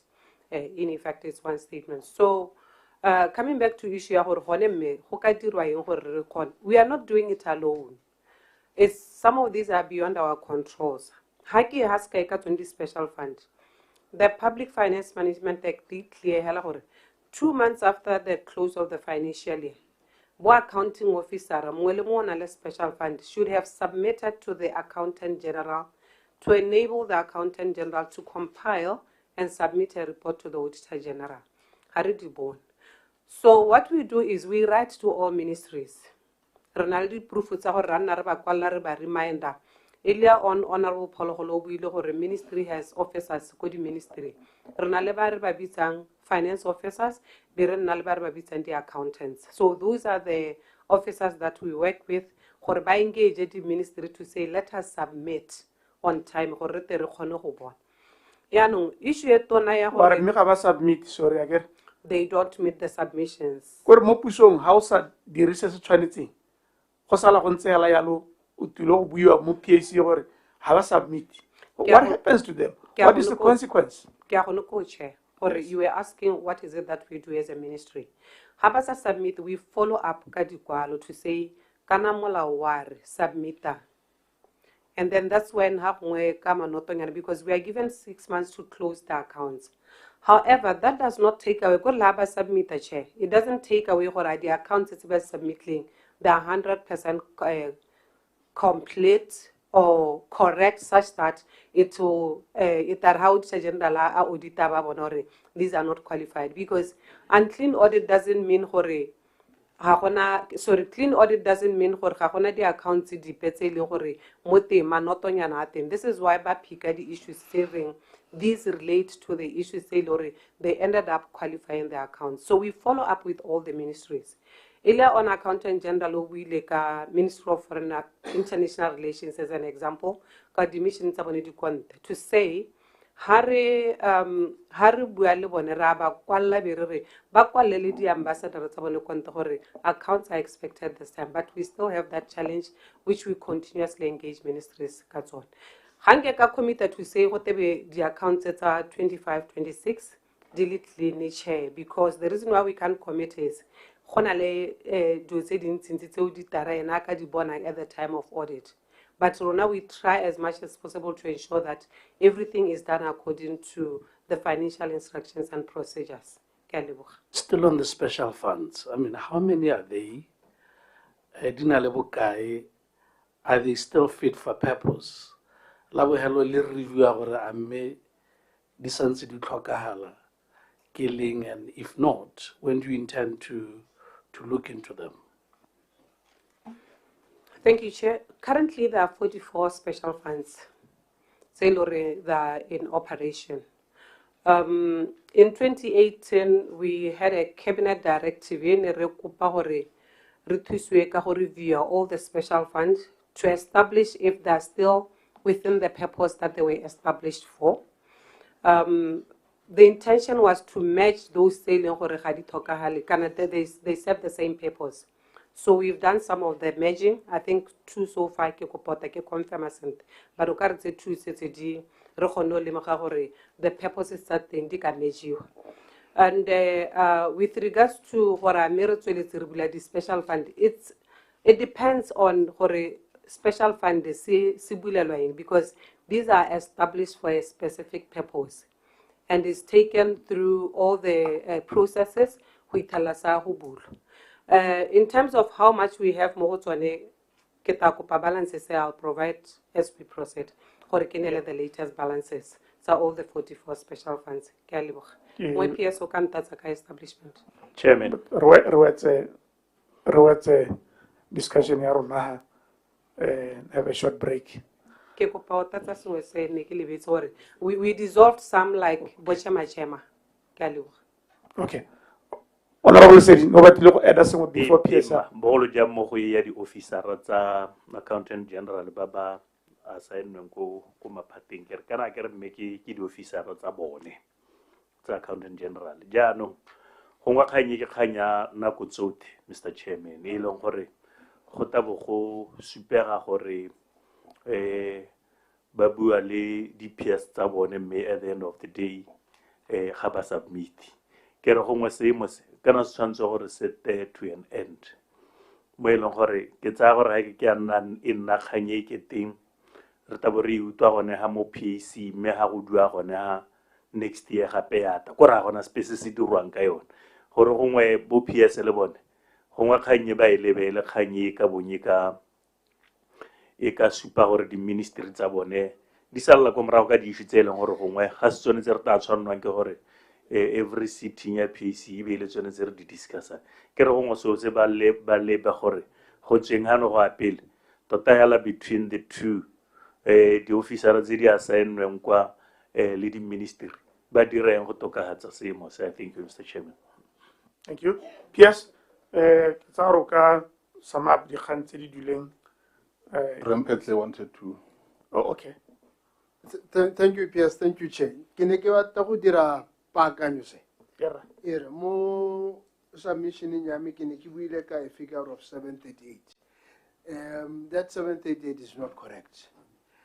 It's only part of tenentele gore ke ba tenentse go re-engage le bone. But the full value of the total debt at the SOEs the outstanding amounts. Okay. Thank you, sir. Yes.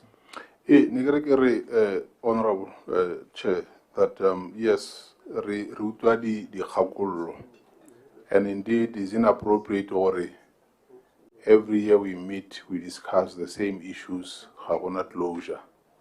That's why Elona said maybe now we don't have anything that we can rely on that we can use to surcharge those officers.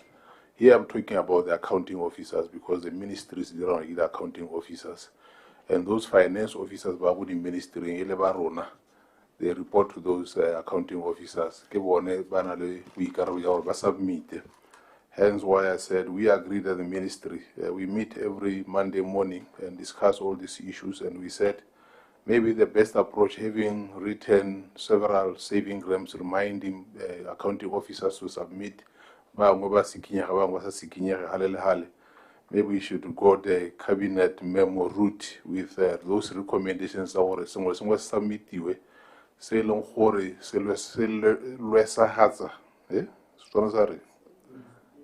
Contaminate our accounts. Recommendation are not a cut-off date. Open also submit and or with that presidential directive, I think we'll have the powers and everybody would know.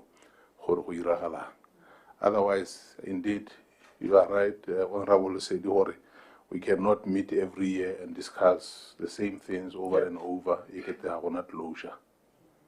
Thank you, Chair.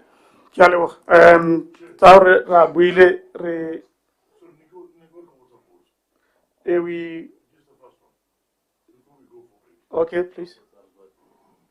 Good morning, accounting officer.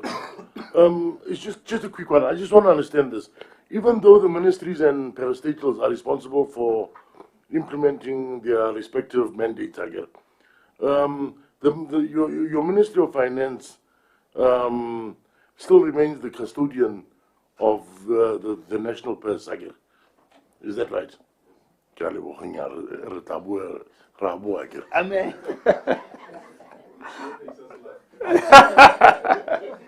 Are go breaking. Are go breaking. Are go breaking. Ta war wela di khanse.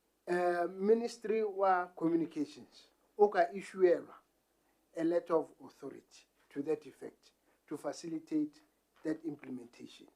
For the project, the Ministry of Education, it facilitate communications. Okay, to make it simple for many of us, you appropriated for your account 100 pula, and then to somebody's, you authorize somebody to have access and take and make use of 50 pula of the 100 pula. And then when you come and account, you only account for the 50 pula and tell me or account the was letter of authority to ex-ministry. Or now who gets to account for that money? I know or Parliament had appropriated it to Wena. An expectation is that Wena also account to the last tab. It doesn't really matter. Thank you, Chair. Indeed, you are correct, Honorable Member. The ministry has been appropriated that budget. Ochonzoro account fully for that budget. Fully for that budget. The accounting, I think, accountant general, the technicalities of the accounting, it's a major, but the ministry responsible for the appropriated funds must account. Yeah, but in this case, yesterday, there was a letter of authority to the DIS to a tune of 125 million. And we were told they were to make payments of some components to some e-government project. The peers at the time could only account for 47 million there or thereabout. And who gets to account for the remainder of the amount that you had authorized somebody else to make payment to go on? May I share? No, you are correct, Honorable Member. When that LA is issued, the two parties should be able to agree or Madia, and how are we going to account for it? Because the scope must be very, very clear. This is why now, if that scope was not clarified at the beginning and agreed upon, then as to Hormadi Aberekile Inja. No, so who implemented that project, they must report to Motona issue the letter of authority. So the money at the end of the day, we're not all madi. You must be the one now accounting for the money. And in the event you also did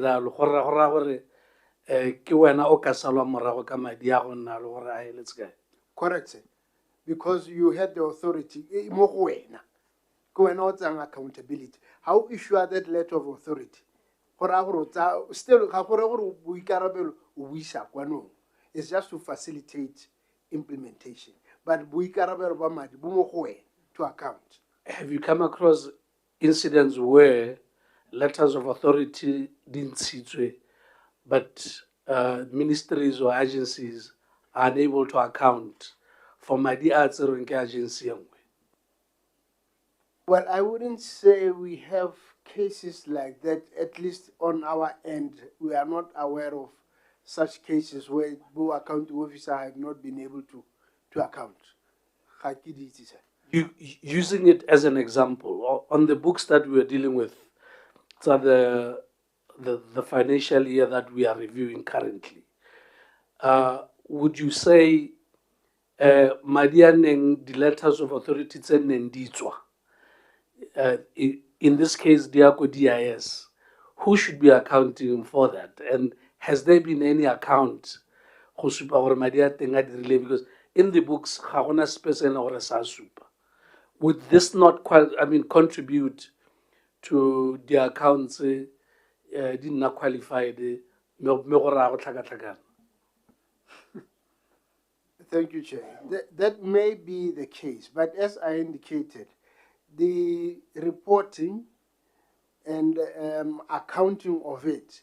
There should be a paper trail and reports to indicate what happened, what transpired. How project they held, there is a report, so that Motona issue the LA can account. It's an anomaly. Koreanona issue.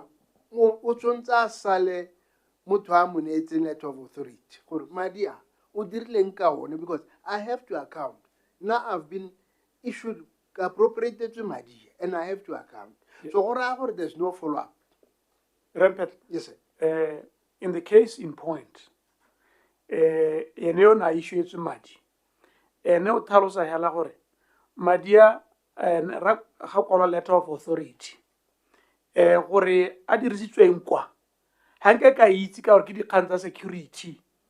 How do you then tackle a matter like that? Letter of authority kwa dilwe me kwalelwa batho ba ileng gore ke bona ba itseng gore madi ao ba a dirisang ka gore ke dikgang tsa security le rona o nga ke ba re bolelela rona ba reta gore ne re neetswe madi a gore a nne mo tlhokomelo ya rona. Thank you, sir. ICPS wants to step in. The same issue. ICPS wants to step in, but the issue is here. In terms of the financial management, prudent financial management, you can't issue a letter of authority can somebody account o say it you can't. Are ke security? Eno bua hela are ke security. O dira jang no ha go te security. So most chairman, security says we Kana we had a very difficult time. Le bone ba ne re bua le bone ne ke re ba yes. And re bua le lona the custodian tsa madi. Gore le gore ela gore is it true gore le rekile dinku? I can answer for security reasons. Nyane re a le di rekile gore bokae it's another fact. Anong kera gore accounting officer le lebelle dio tseo thata hela. I hope you are following on our examinations. Yeah. Nyame ke tsa gore antse o le mo floor right. Gore thatanyana ne le jone ja gore yo neng a issuetswe madi ena a ile o issuele letter of authority madi a ile kwa mme ya ke kgantsa security. Haka ke a itse so they cannot account. Gore ba le ke bone ba ka account ba le mme ba tsentse go account ba security ba re nya bothata ke gore for security reasons maybe we cannot. So go ahead sir. Don't you see any risk here to continue with this arrangement? And does it have any basis in law? How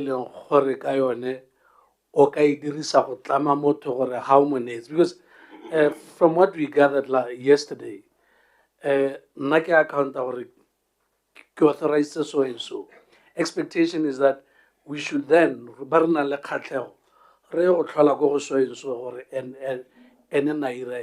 this is the reality of what we see and what we saw. So in Nakanya, let's zone into your the letter of authority or in some provision. Yes, mola gore e dirwa ka tsela e ntseng yang e tshwanna ke gore e auditwe ka tsela e ntseng yang. Is there anything to that effect? Thank you, Chair. I don't know whether Accountant General would have any views on it, but as I indicated, Chair, it was to facilitate implementation of project. But it's the tendency now is to use it and we are unable to account. Then it is certainly an issue.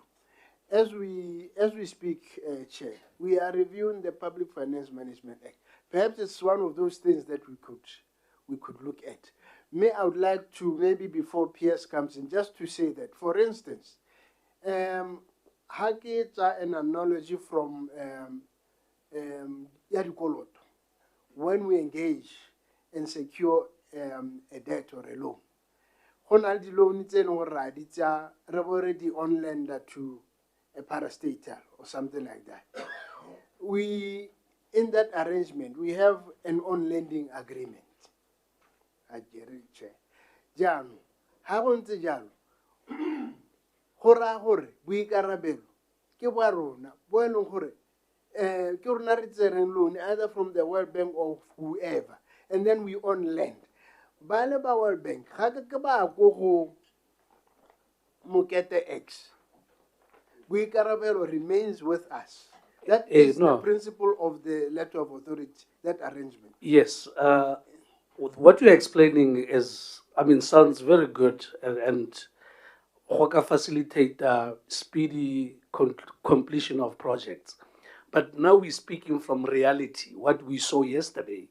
Saying we have a whole difference from the 125, 47, 60 whatever, or 70 whatever, is not accounted for. And this is as per the books that we are dealing with. And if this is not a problem for you to evaluate the very letter of authority, at least you should go and seek audit. The letter of authority. Here's the catch. This money was appropriated to a particular ministry to achieve budget in number pays. And they should account. That agency has its own money. Maybe it's a different ball game altogether. So adule should be accounted for. It should not be enough to say adule, therefore bale ga ba khone go account and I'm clean. But my second question is this. CCP, our level in a climate. We are on year 2. SAO. Rababalelwa not to have it, speaking for members of parliament and the communities that we represent. In fact, whenever tota angwaga tse paid, kore ke tla ka 20 million. Atsamaya ka APS Madia CCP. Thank you, Honorable. In the last financial year, we must admit that it was tough. And CCP was one such project or projects that were sacrificed as we were implementing the austerity measures. But for the current financial year, as far as I can recall, CCP has been budgeted for. The Secretary for Budget will correct me if I'm wrong. So they have been budgeted for. So ministries responsible for implementing, all they have to do is to ask that funds be released. But having said that, honorable members, I think there is a lot that we need to do.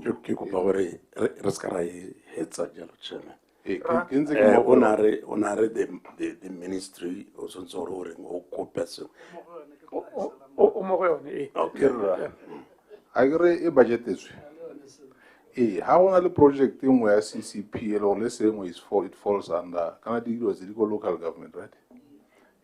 Local government says there's a project but we see more like cost this much, release the funds. We'll do so because they've been budgeted for. Yeah, no, having said that, release of funds is one thing. How we use the funds is a different thing altogether. I'm hoping, and I don't know if this is happening, I'm hoping that the manner in which we implement this project is also being reviewed. I'll give an example. I once visited a small village somewhere in Buteti. Okay, Chairman. I want to insist on interjecting there. Now, personally, I talked to the authorities or even the minister in our local government, or how far are we with the CCP? And his answer was, Raprovile, Duco Finance. Yeah, I want Thank you. Finance. Thank you. Hadiyo. Yeah, no, Nekeri, Hakewa Zekeri.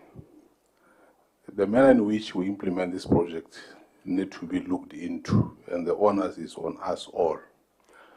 Nekere ke haskai ga small village in Boteting Lenka Yetela, Kaliso. Harapito, you wanna the bridges a pay diva pile. And then I asked the Horiano, this bridge is Huiragala.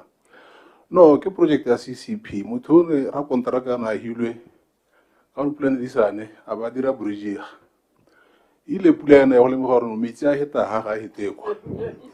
Abahudiraqua. We paid twice.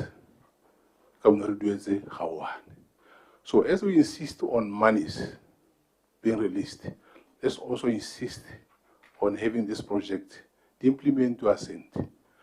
I'm very much interested in all these things.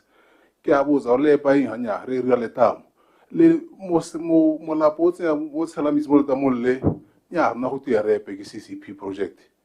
As we speak, so, Rakabuyaga Madi, Habari and Katiriso, the projects, how we implement them. Thank you. No, Kanyan Ramana Renaibu, Lenaki Utule, Alore, EMIS ke finance. Look, Kanakore, it's so frustrating, where we duck and dive, on a lot of face about Bamarur. So, categorically clear appears or Hona di PM pertaining to Rasawalo design about 3 months ago. Nope. I had a conversation with one minister yesterday. I knew exactly something similar to that. Workana at the Kuposelaga local Lenzegao. Minister, before we proceed with the conversation, ask your PS. I will a copy of the saving gram of whatever that he submitted to us. Then we'll take it from there. It was the day before yesterday. It's been more than 24 hours. I'm still waiting for that. Meaning, and I can cite many such examples. I think it's easy for some people to say, yeah, political finance. It's easy. I don't know why. I think people ought to take responsibility and account for their actions or inactions.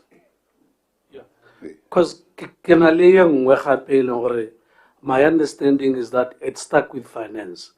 Earlier on, you indicate you uduetse dikoloto tsotlhe ha gona le se sa duelwa ke se tsile maabane na ko officing I'm inundated with people ba batlang go gonna di subcontractor tsa project e entseng e dirwa ko kanye o e santsaneng e dirwa le the individual workers ba di subcontractor ba tla go lela.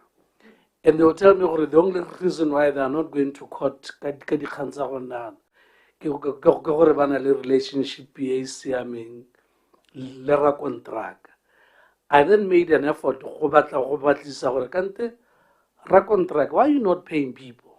Why are you not paying subcontractors who do a only for him to tell me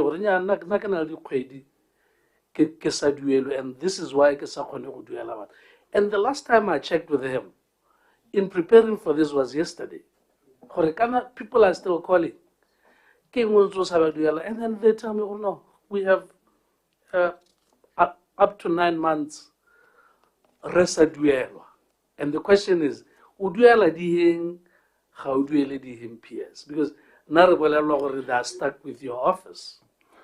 Let me repeat and under oath for the second time that as of today, as we speak, we don't have any outstanding invoice that has been submitted to us except those that were submitted late yesterday and this morning.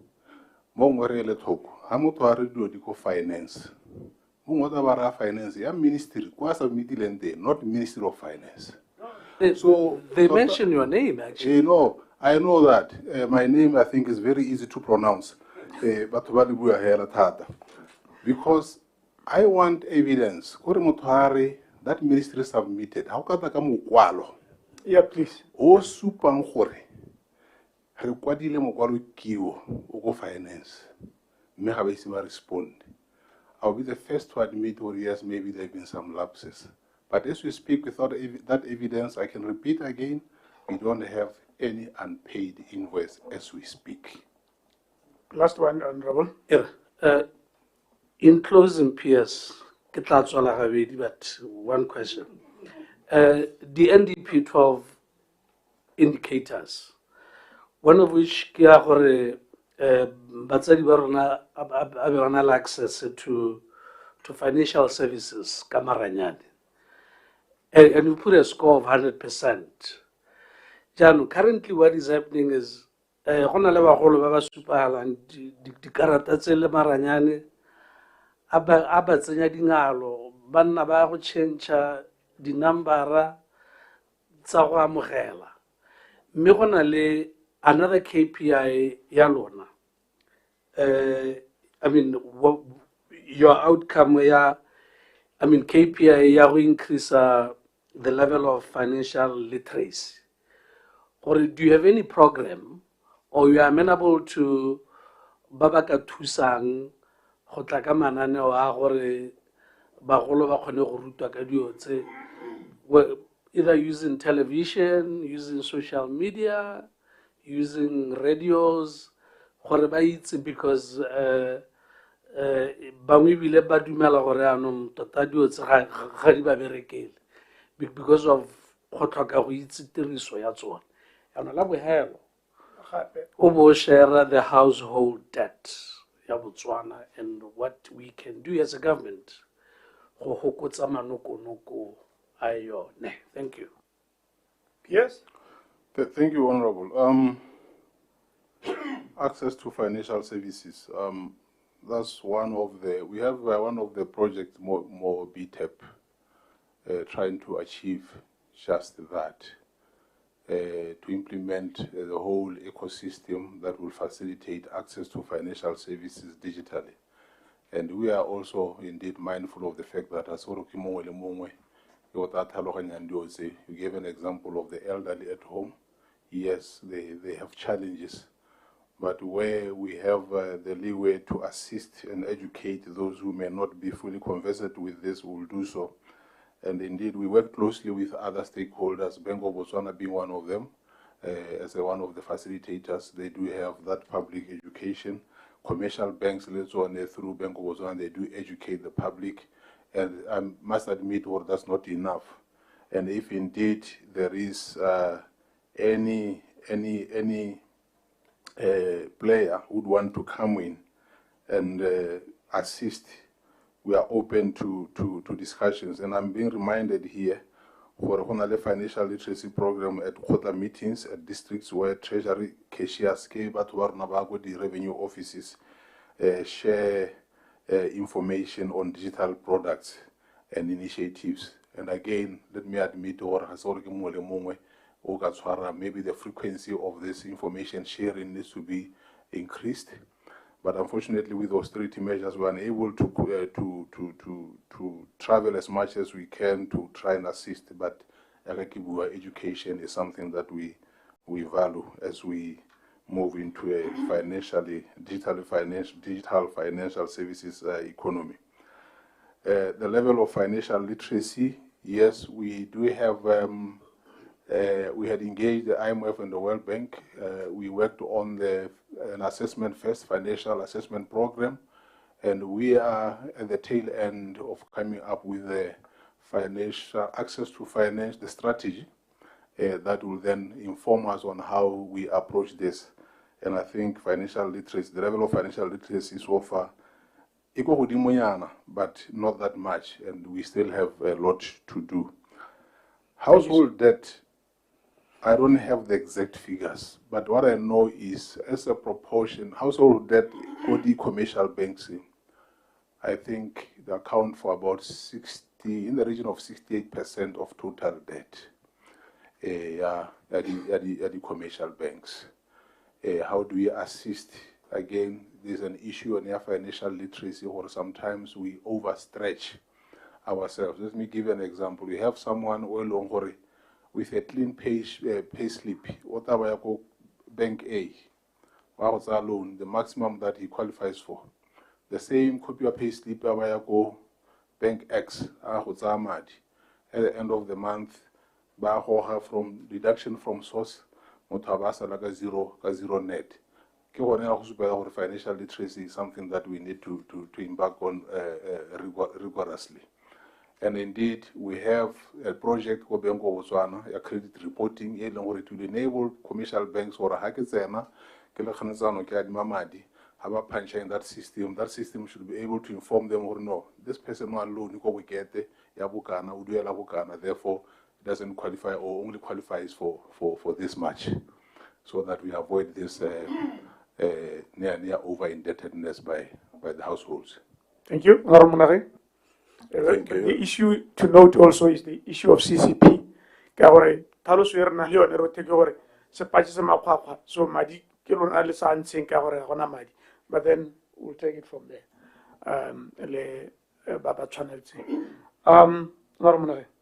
Thank you, Chairman.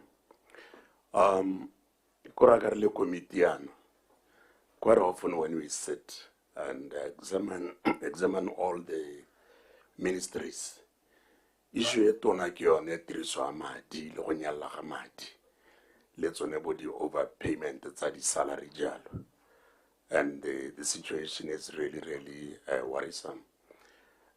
Me go lebega le lack of supervision e thata ke sa ibui jaaka e thomagana me kana go raya gore bo PSP be ba le mo teng, lona le bo PS a be le mo teng, minister a ba le mo teng, di director a be le mo teng, a yone supervision e ke buang ka yone a e teng sentle ya la tota, starting from yo go godimo go tsamaya hela jalo go tsena go go bo director ke busiwa yana gape ka gore kore auditor general almost all ministries, their books are qualified. They are qualified for a series of years, and they don't seem to be taking action or trying by all means gore nako nngwe e re le mo PAC ana be go tonya tse di buka they are qualified. And tota potso me ke gore wena most of that accounting officer, all these ministries would inela madi, and there are financial people go each and every, like accountant or whatever, go each and every ministry who is representing your ministry. A supervision is then tota and highly then why are we still getting these overpayments of the salary? Why are we still getting the audited dealing qualified? Thank you. My first question. Thank you. I think we did address the issue of overpayment of the salary at the beginning. We are aware of it, and there are several factors that contribute to that. One of them being your because we pay salaries in advance. In some instances, we do recover the money. Sometimes we fail to recover the money, but is there any supervision? Again, we admit, all ministries have ministers and accounting officers. Let me talk about the accounting officers. For one to be appointed to the position of accounting officer, okay, for one to be appointed to the position of accounting officer, this person ought to be able to ensure that madi adiriswa sente. All the MDAs also have finance directors or finance managers. For the purpose for which the money was budgeted for. Not only that, if you budget to buy, say, a motor vehicle, you are not charged madi aheta tatwa koloi. It's unfortunate that we encounter such issues. Honorable,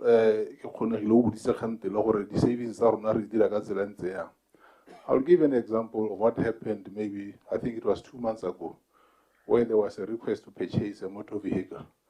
I looked at the invoice. That car was invoice at nearly 1.8 million. At most, maximum, is 1.2 million.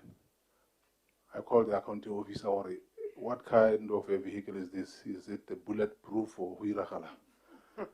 And the next invoice that came, it was around the region of 1.2 million.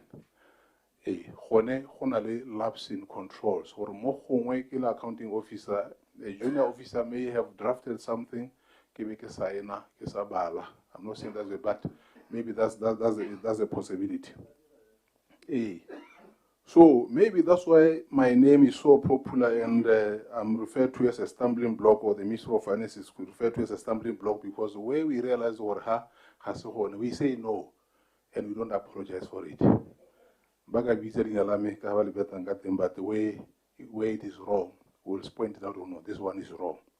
So what have we done? We said, like I indicated earlier on, we said we have since last year introduced midterm review of the budget. Halfway through the budget, the financial year, we follow projects. Of course, this will be 100% proof of overpayment. The scoping ho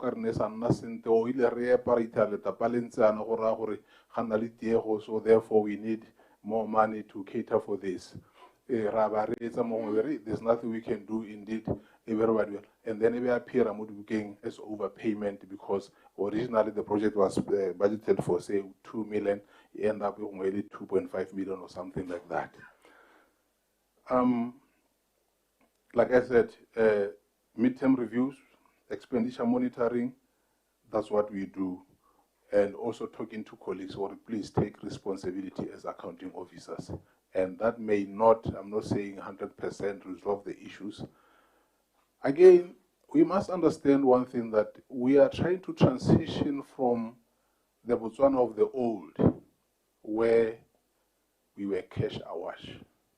Maybe spending was not that of a problem, because Madina Zena, you would spend 5 billion today, 10 billion. All this spending in we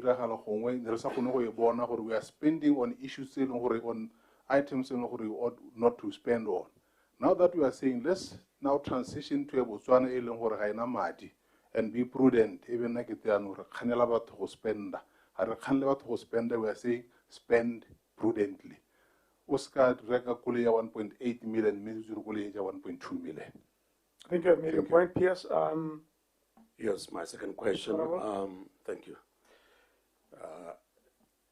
Example we feel it's a very easy way out. Salary. It's a very easy example. There are many examples of fraud. So let's say letter of authority, no follow you. It millions. So that's a fraud. Fraud 8 million stolen. A lack of reconciliation. So those are the issues that your ministry should be looking at. It's a salary, since salaries are in advance. It's inevitable to some extent. But here we are talking about daylight robbery, daylight fraud, stealing money. Udala Ministeri was the and I would like you to touch on this issue, 8 million that was stolen because of lack of reconciliation. At any given point, it has been written off. What actions is the ministry going to take to recover these millions? Yes, the example that I gave, overpayment. I wanted to separate it from fraud. Fraud is a different matter. Fraud, 8 million, I'm aware of the case, and that case has been, language lawyer, set down, something like that, where to try and recover that money because it gave fraud. And that person, as you speak, was fired.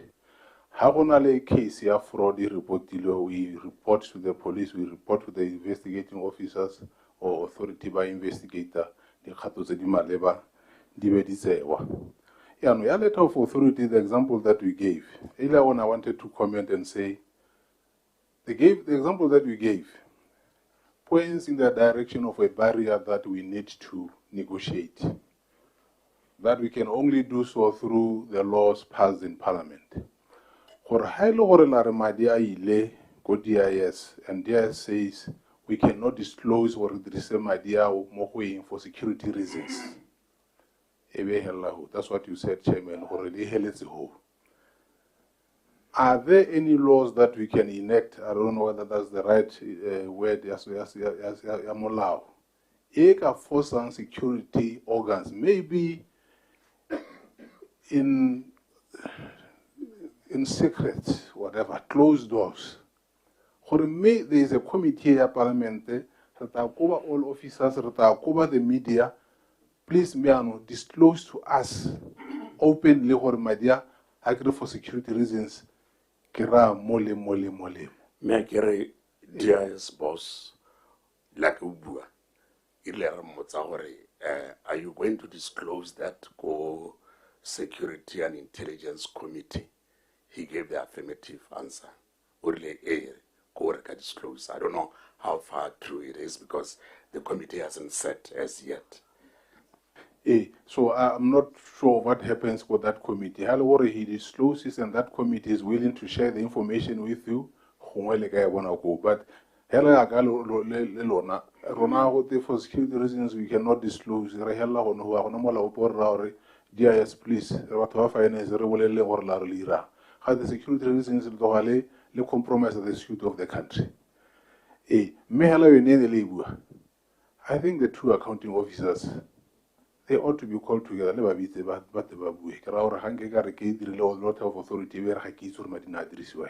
Because before you issue that letter, you would have discussed with the accounting officer that side, you overturn that letter of authority. And then sign that letter. It cannot be that when I'm asked, why did you issue that letter of authority? Thank you so much. PS. The last one. Thank you, Chairman. Malabako Parliament, Minister of Finance, the Vice President,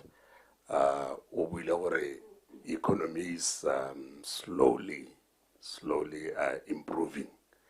And me motho very worried ka the number of loans this country is much as the labor or but out of the 10 billion I'm happy worry and we are a local bank you are at the brink of repaying it fully, but is it not worrisome kahari demand loan much as the need is there, the total amount roughly when you appear to be ready to answer questions, I think how it's the possible or the total amount of money the new government so far. And are you I was so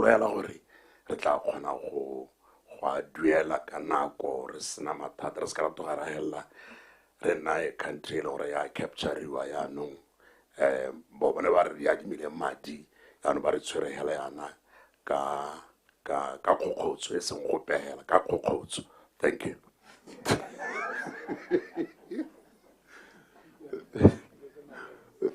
Thank you, Honorable. We are currently sitting at 33.8%. Let me round it up to 34% of debt to GDP. Is it what 34% of debt? Roughly, very roughly. The maths. 34% of GDP. No, he'll give us the figure. He'll give us the figure. And is it worrisome? I will tie that with the statement made by the VP that the economy is improving. So there are two issues to it. Economy improving, we are looking at the economy-wide economic activities. Yes, we have the latest released statistics Botswana indicating that in the first quarter of 2026, GDP grew by 3.5%, following 2 quarters of contraction. That's an improvement, but that improvement was mainly driven by increase in production at Botswana. Increase in production at Botswana, so that's GDP by product. But then the catch is here. Even though Botswana increased production, that product, being diamonds, did not sell as much as the Direkisa Bogolo. So yes, the economy is improving, but now when you look at the cash balances, revenues to government, because we are an economy or government heavily dependent on a single commodity being diamonds, cash flows are still a bit of a problem. Hence the reason why we go and borrow. For us, any debt that grows beyond sustainable levels is worrisome. That's why we are saying we have total control over what we do with the little that we have, the expenditure side. On the revenue, yes, we have some control over other items, but revenue, tax revenue, for example, is a function of economic activity. If the global economy is not performing as well as we had hoped it would, that revenue will suffer somewhat. And as I've always indicated in some fora, that when we presented the budget year 2026-27 in February this year, nobody knew that in a month or two, Donald Trump would go on attack and cause war for Iran that affects the global economy. So that's the predicament that we have. So on the spending side, if we could spend prudently, prioritize our spending, including CCP projects, they are a must-have. We can slow down on spending, boost revenue, close the deficit, therefore minimize the need to borrow. This is what we are calling for, is a self-imposed structural adjustment program. And we are fortunate, honorable member, that we have, examples around us. Some they at some point were cash rich, and when their products were no longer selling, they thought they could maintain or sustain their level of spending through borrowed money and drawing down on their reserves. Ultimately, their reserves were depleted, their currencies fell in value, and they found themselves That's when the IMF and the World Bank will come in with a structural adjustment program that they impose on you and say, in a month's time, one of them that they never shy away from, or in a month's time, reduce the size of the public service by 50% in a month's time. So, yes, any adjustment is painful, but if you do it at your own volition, at your the pain is much less than if it's imposed on you. So yes, we worry when the level of debt continue increasing, especially if we borrow to consume, let's say invest. If we borrow to invest in projects that generate returns, that create jobs, that's okay. Thank you, Pierce. Honorable Sedi. The figure, Chairman, thank you so much, Mr. Chairman. 34% of GDP by calculating. Okay, that's right. Thank you, Chair. Yes, indeed, we have calculated that 34% is equivalent to 92.6 billion, including guarantees. Thank you, sir. Thank you so much. Honorable Sedi. Mr. Chairman, Maki super hore ke na le dintha tse ke dumelang hore ka bonakonyana hela re ta di buisanya bogolo jang le accounting officer ke tshwenyegile thata Mr. Chairman bogolo jang ha o ya ko kgannye ya qualified books ke re gongwe PS nna ke lemoga gore gona le bogolo jang 5 key components tse leng gore ha re itebaganya le tsone kana re batla go itse gore o itebaganya le tsone jang ke dumela gore gongwe o no ka ha di timelines go leka go tokahatsa kana go baakanya seemo se sa di qualified books bogolo jang ha o ya ko statement 8 se leng gore se supa gore go nnile la about 2.2 billion misstated o bo ya ko go ya the debt participation special fund e leng gore le yone re bona a balance of 9.1 million e leng gore di documents ga di a provide for audit e be re ya ko go ya statement 15 e leng gore yone include di items tse 2 tse di amount to 8.5 million tse leng gore they are not accounted for e be le gore ra ko statement 18 se leng gore sone it contains assets held by government but not recorded in the books. For example, Tautona Lodge, also Leonea Debt Participation Capital Funding Limited, elongore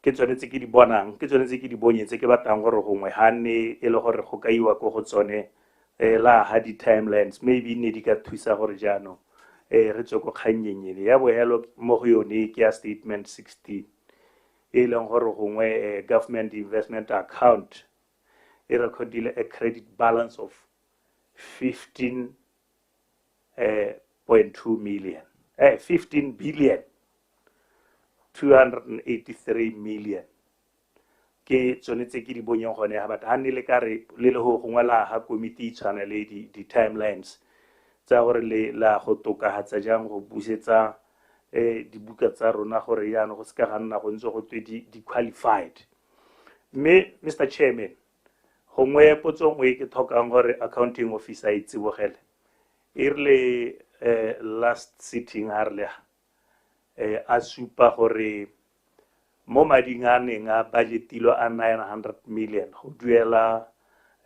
ba sesole bogolo jang ba retired a kgaotswe ke re gongwe gompieno a re hatholle re le komite gore a o kgonne go nna le budget ya go duela masole ba ha ele gore o nnile nayo Mr Chairman o ra setšhabare wa go duela leng go simolla le ha ele gore ga ana nayo maikelo a gagwe ke eng ka gore ga nnye o ka re ke ngwari khantsa mo ruthuta tse leng gore ga di heboroko masole ba dumela gore re ga ba direlwa sente le gompieno ba dumela gore re tsweletse ka go thoka go ba direla sente Mr Chairman mme tsone dintha tsonetse ke tsone dintha tse neng ke dumela gore gongwe go bothokwa thata go gaisa gore di ka go ka hetwa ka tsone mo dikarabong mme gongwe dingwe tsa dilo tse ke dumelang gore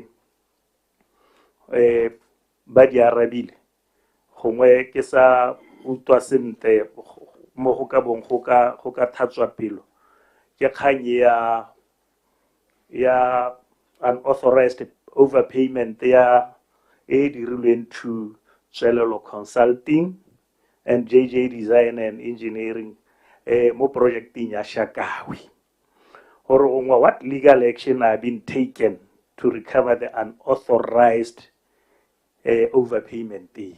Mr Chairman, in a let's on a second and not so many Greki bots so tejalo, a belor di carabua, a hoynkaki di buditan catin chairman, and make it up against a talk of Tata Ahona pay Tola Mojon. I think Mr Chair. Yes. Thank you. Ila ke simola ke buile gore ke na le ke joine ministry last year January ya nipotsa di thata ke gona ke nna mosha ya mo ministry ke ta kopa ba bangwe gore ba di nthuse ya GIA I think that one re solvile Masquabe o ta tlhalosa gore that was just a misunderstanding between what was on record and the findings by the Auditor General, that it was just what that clarify gore ke eng rialo. Ya BDF Matomango here, who sits in the committee, will provide a response. It's a positive one. And then also consulting will consult me on anything I really provide explanation. But more dingwe honorable Nenga Kupayana, the ones that you cited as maybe having contributed to qualifying of the books, hore the timelines, hore regarding swala le ke kopana through you chair hore gongwe le ka re ha nakonyana gore re go di seka re bone gore di ka re tsana go e kae go di tswala, and then we can file or can submit a report to yourselves to say no tsena re ka di tswala within this time period. As of now, really it will be difficult for us to provide the timelines. Yeah. So having said that, let me request Masquabe to clarify a GIA and others that she's comfortable. I think timeline here kai tlhoka nya ke yone ya gore me le bona gore le ka bo le provide le in the timeline. Is it a month, 2 months, 3 months? That's all we need.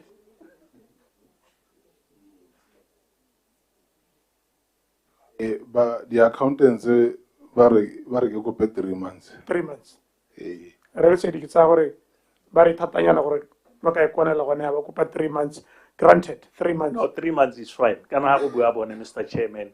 Yeah. Benefit of doubt. Yes. Technical advisor, please note the timelines. Re ka tswela ka tse dingwe Matomango Masole, then Masquabe. Thank you, Chair. I'll touch on the one here, the government investment account. Honorable said we note the Auditor General's observation. However, re kopanye le bone makgetho a mantsi re le ka go ba thusa go tlhaloganya how the government investment account operates. Ko re ko bohelong kwa bona balance ya be na le several components.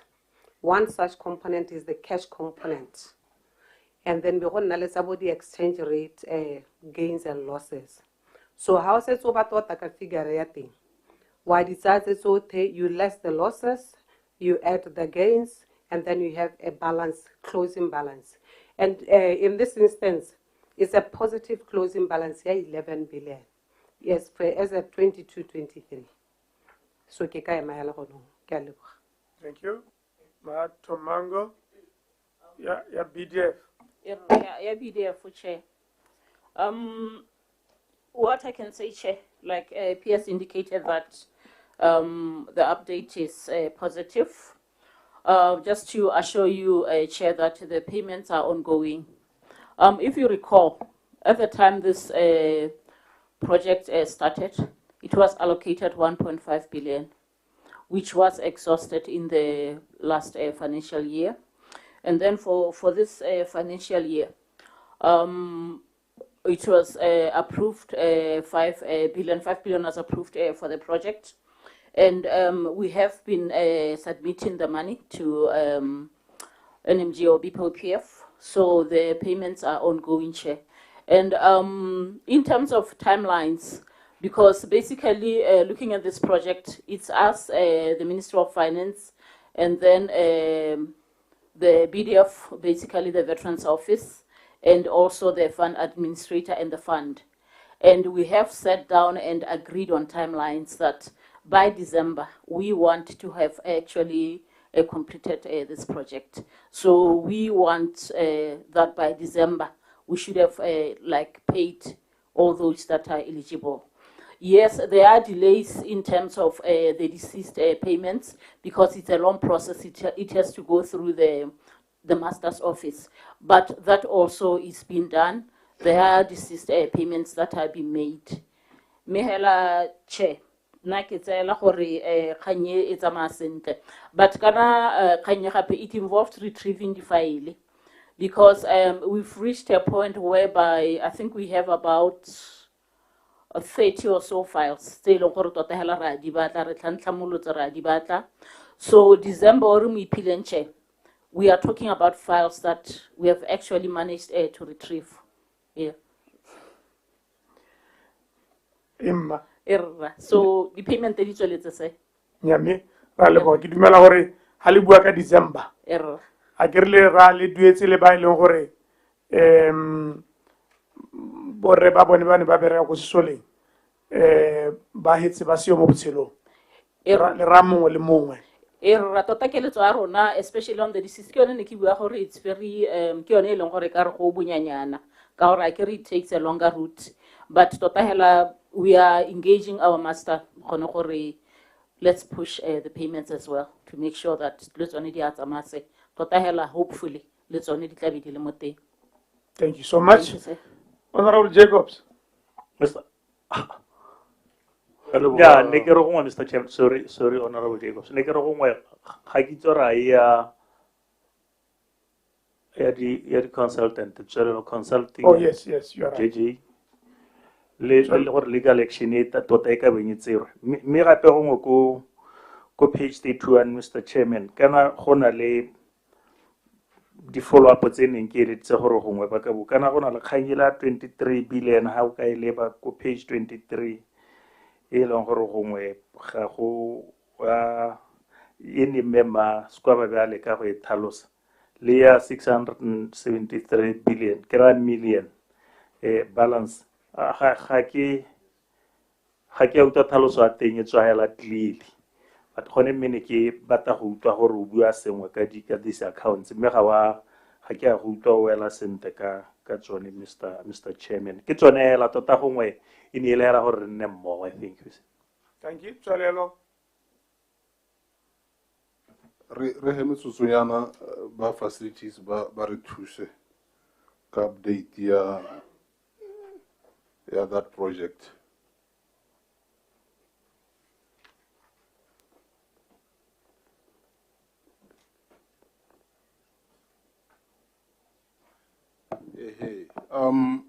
Tswelelo, the overpayment, as far as I'm made to understand, there was a company that was appointed before, and that company, the contract was terminated.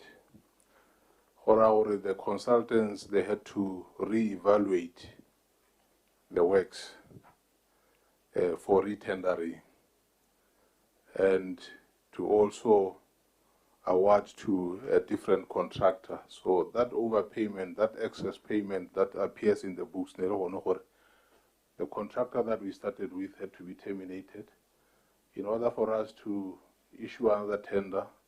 So a consultant had to be engaged again to do the re-evaluation, and they had to be paid, or they have to be paid for that. Yeah, 673 million.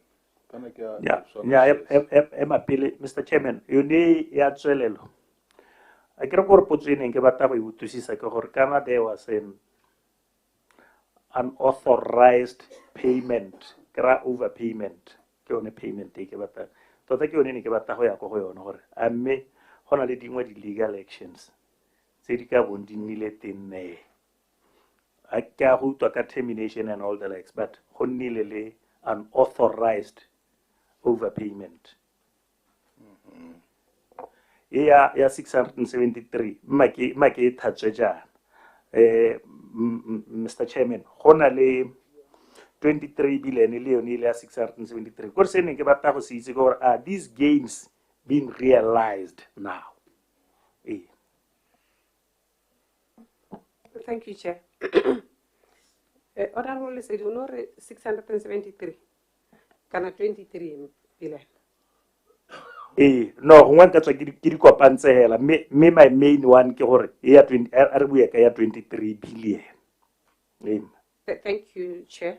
Ke ne ke supila ke simolla gore the GIA ina le components tse di harologanang. To be specific to the one ere buang ka yona, we had accumulated fair value gains that period in year 22-23 set 3 billion. And then we had unrealized exchange gains, set 23 billion. Therefore, the total gains in year 27. They want to let that overdraft year 15, which left us with 11 billion. account there say manager go bank of Botswana. Yeah, no, and I will not be able to tell you what I may compare my dear answer to and I can horror by check the statement so that they advise for I guess once like on a daily basis, we can get that information as to provide regarding where we sit today. The gain is that thinking okay, but it's something that happens because it's a statement that comes on a daily basis. Unfortunately, I can't the figure at the latest. Thank you. Thank you so much. I responded to 673 for clarity. Can I give the 673 YDBS? The advice from the Auditor General was for us to look for savings. The transaction. Initially, the transaction was 1 billion. But over the years, we've since got funds amounting to 673. Repasite adjustment there. Check my colleagues. Clearer in this financially because the adjustment did recently. Thank you. Yes. Through Chair, yeah, legal action, yeah, unauthorized overpayment. Let me request through you, Chair, this project was implemented by or was done by the Ministry of Transport and Infrastructure. Let me take open up where engage a route and we will submit the report to your honorable selves. Error. In a week's time, you can submit the report to the Thank you. technical advisor. Thank you so much. Honorable Jacobs, it's your turn to engage. To engage. Please, go ahead.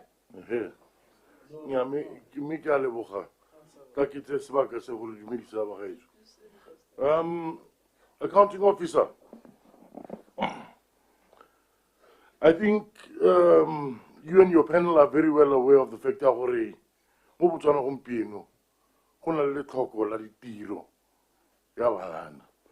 we have over 600,000 banana by Lord Hababerek. La tuto. It's a farming, like for example, the classroom the matanta. Kuna le toko la di tiro. Kuna le toko la di jo. Mo le hating lonel. But we continue to see wastages and looting and over expenditure that has grown to well over 1 billion pula just for the few ministries that we've interviewed in the last few weeks. Whether this stems from failures of weak financial control or ineffective oversight, mismanagement, or deeper institutional failures. What is your ministry doing to try and curb against such? Because it's very evident that the other ministries, we are losing a lot of money in this country. We are losing a lot of money in this country, money that could have been used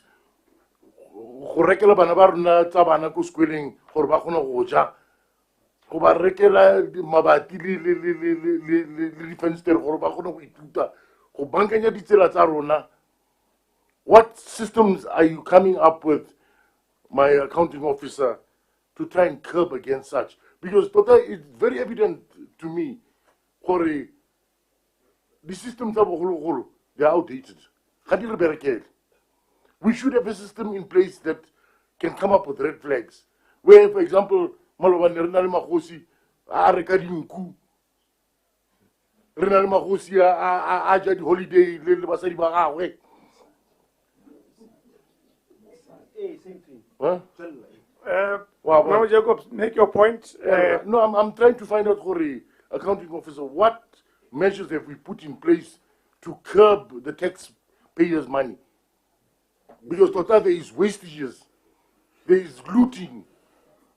I think over expenditure. I think you have made your point. PS, what measures have you put in place to curb waste, mismanagement, looting, fraud, etc.?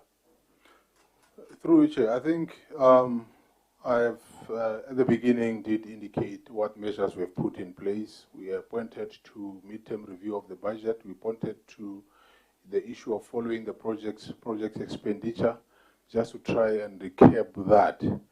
And indeed, we are aware, Honorable Jacobs, that we are faced with unemployment, especially youth unemployment, dilapidated classrooms. We are aware of those. That's why for the 2026-27 budget, we engage the Ministry of Basic Education, we engage the Ministry of Higher Education, being aware of the status of the classrooms that you alluded to, and said we are going to have a budget set aside for maintenance of classrooms. That budget is there.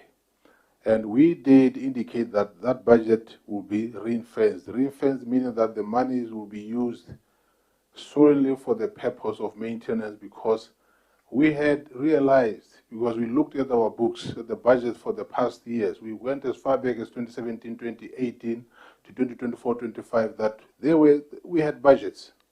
That's what high. The budgets were there, and like no thing, the research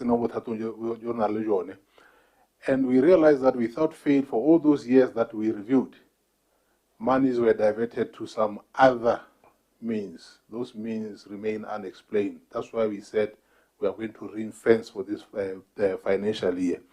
We hope that working closely with those ministries will see something happening on the ground. Joblessness, yes, we said we have failed in the past as a country to diversify this economy. We are an economy driven by a commodity that is capital intensive. Therefore, let's diversify this economy, hence the BETP. Hopefully, if well implemented, we can see some jobs emerging out of there, especially for the youth. The looting, yes, we're aware of the findings of the forensic audit. We are hoping that those responsible for implementing the recommendations or following up the findings will do so, and those who have looted will be brought to book. That's what we want to see. So we are waiting. Wastages, as I indicated, we have measures in place. You know, the GPOs, even though they are a pain on other people, we are able to minimize some of the wastages. And we know there is a bigger items, sub-procurement. We are in the process of implementing e-procurement. We have given it to the PPRA, Public Procurement Regulatory Authority, because they have the means. They are closely working with the World Bank. They have engaged World Bank. They are now at the stage where now they are to engage the local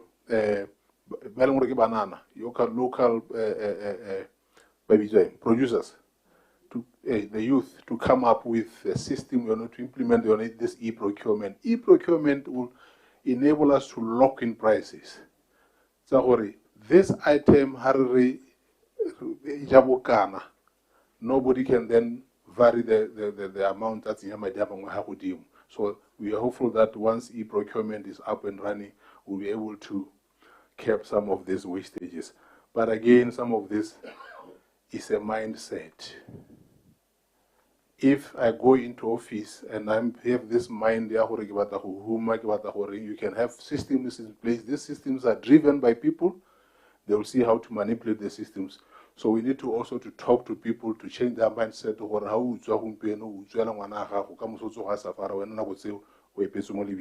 So it's a whole set of issues that we need to deal with. Thank you. So you would agree with me, our previous systems are outdated and porous, and we need to really overhaul these systems. Of course, that's correct. We admitted our GAP system needs updating and upgrading, and a whole host of other systems. That's why when you go to ministries, with all the system down, network, we need to deal with those things.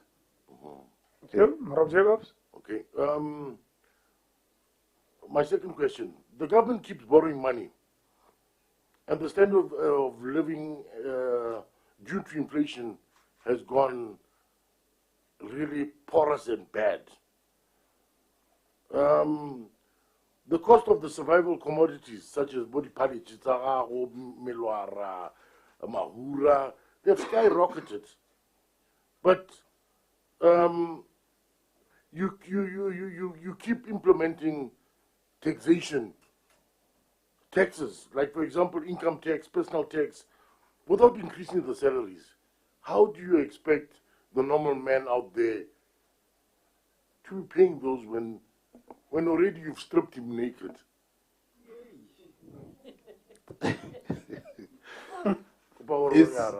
We are in an unfortunate situation, but if you look at what the sources of government revenues are, you have tax at the top, income tax, VAT, and then we have levies and and charges. That's the source of revenue for government. And it's unfortunate that, you know, we are now faced with the consequences of our failure individually and collectively to diversify this economy. Otherwise, we would be relying on other sources of revenue. But that single commodity is no longer selling. But yet we are asking government to provide services. Provision of services requires money. Where does government get money when the single commodity that we have been so much dependent on is not selling? Tax is an avenue. And we are not taxing those unemployed ladies and of course they want to live VAT. But as we can realize, we increased the tax by 2.5 percentage points for the high income earners. And we are saying, let's get more from you so that we help the men on the street to survive. That's the reality on the ground, Honorable. Government has to find money. Government has to spend to provide services. Harari, let's try and be prudent in the manner in which we spend money. Of course, this is a process, the wastage that we talked about. If it was something, an event that we can wake up in the morning and say, stop wasting, stop, and everything stops. And we realize those savings from the monies that ought to have been lost, that would have been lost if, through reckless spending, and be able to subsidize those who are in need. That would be a perfect and ideal situation, but unfortunately, in the real world, it doesn't work that way. This is a process, it's going to take a while. And I said earlier on, this is self-imposed structural adjustment that is painful, yes.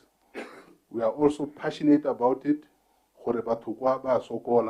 but something has to be done. Otherwise, if you don't do it, as an economy will collapse. We would rather do something, though painful, in order to sustain our livelihoods while correcting all this.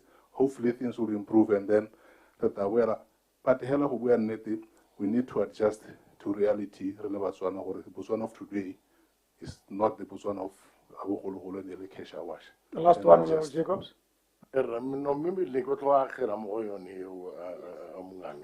Mr. Chair.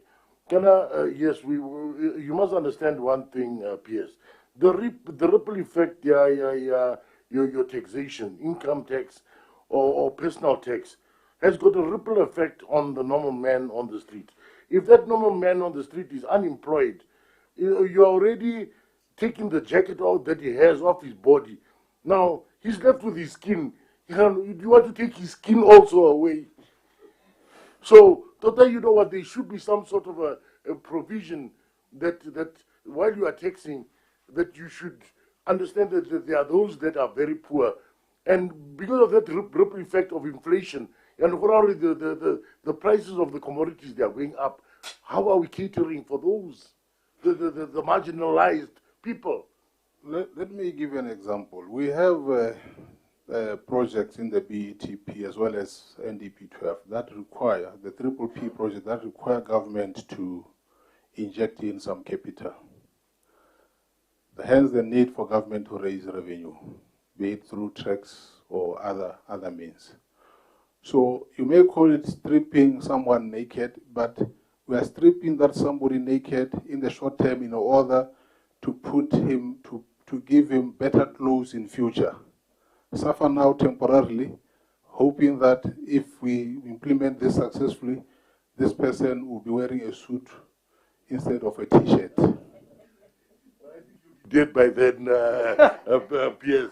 But anyway, okay, last one. Yeah, my last question. PS, in light of the recent downgrades of Botswana's sovereign credit rating by S&P Global Ratings to triple BI, and by Moody's to BA1, both with a negative outlook, and given the concerns raised regarding the declining diamond revenues, increasing fiscal pressures, rising public debt, and depletion of government financial buffers, could the PS inform this Honourable House what specific and measurable fiscal consolidation measures has the government put in place to prevent a further downgrade of Botswana's sovereign credit ratings? Thank you. We are aware of the reasons why we've been downgraded. And we are fully aware of what we need to do and how we need to do it. One, for many years, the credit ratings have been coming down. And that's a fact, and we have been observing and we have been seeing this.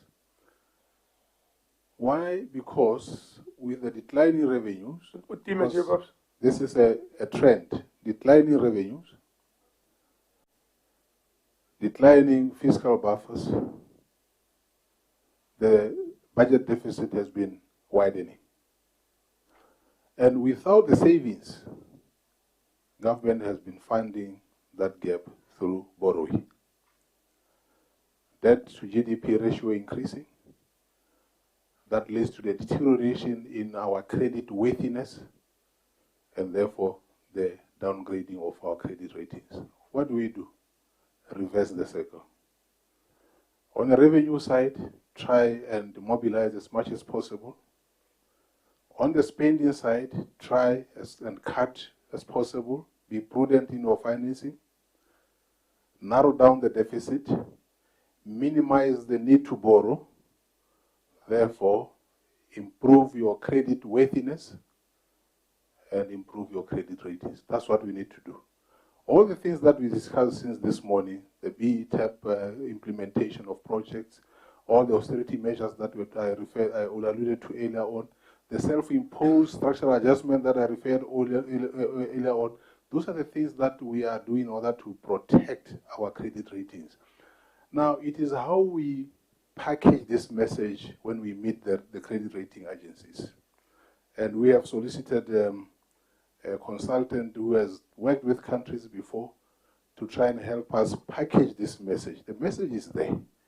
It's how we package the message and so that when the credit rating agencies come and meet with different stakeholders, the message is consistent across. That's what we are doing. And we are hopeful that it's not a question of, it's not a matter for Bank of Botswana and Ministry of Finance alone. We are all in it. Some of the statements that we make, these people have their eyes and ears on the ground. Actually, PS Finance, we no, hey, collapse, they are listening. They will come and ask, oh, can you please reconcile the two? So the packaging of the message and the consistent delivery of the message will be key. But what we are doing is geared towards improving our credit ratings. Thank you so much. PS? Just the last one. In your opinion, what recovery period we have for us to recover to normalize? If you guys are still continuing to borrow money, even up to date. We are at 34%, way below the average at the SADC countries. And I'm not saying we should be proud of what I say, but that shows to you, that indicates to you that we are prudent even when we borrow.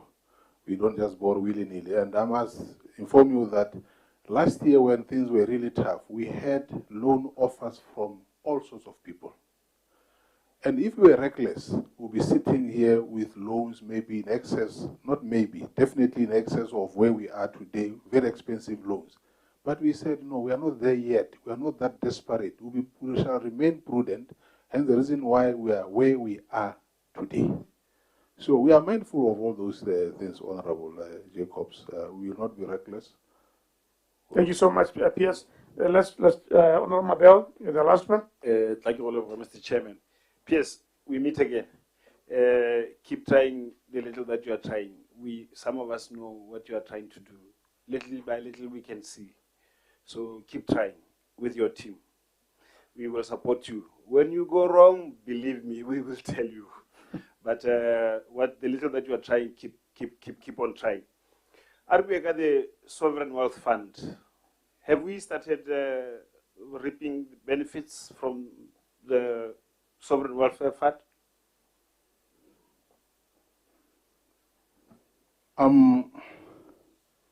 As we all know, the Sovereign Wealth Fund resides for Ministry for State Present. I think they're in a better position to respond to all the questions related to that. But as far as I know, we are still working on the framework, the guidelines, and so forth and so on. But we have made comments released, but honestly, they will be in a better place to respond to those. All right. I believe you are still to meet with them. Okay, that's fine. Thank you for that. But Sovereign Wealth Fund, according to your expert analysis, where should it sit? Should it sit where it's sitting, or it should sit with you? Those will be personal views. For me, it doesn't matter where it sits. What matters the most is the safeguards around it, the investment guidelines around it. Is it well protected? And is the mandate well executed? Where it resides, in my view, is neither here nor there. Okay. RB Seneca, the parastatals and state-owned enterprises, do we have those that are making money? Do we have those that are making profit? And if so, do they remit profit to government? We do. I may not have the figures. We have Botswana Stock Exchange is making money, though partly owned by the private sector. We have NDB that has turned a corner, is now making profits. We have BSB that has made profits. I don't have the figures. BBS has not come to us running Robata Madi, so they are self-sustaining. I'm talking to those that report to the Ministry of Finance. Of course, I must admit there are those state-owned enterprises that are really ailing and they are a drain on the government coffers, that we must admit. Hence the reason why we went to Cabinet with that ownership policy to try and rationalize these state-owned enterprises, guide on the appointment of board members, with the hope that if we do those things, we'll be able to turn their fortunes around. And those that make money, those that make profit,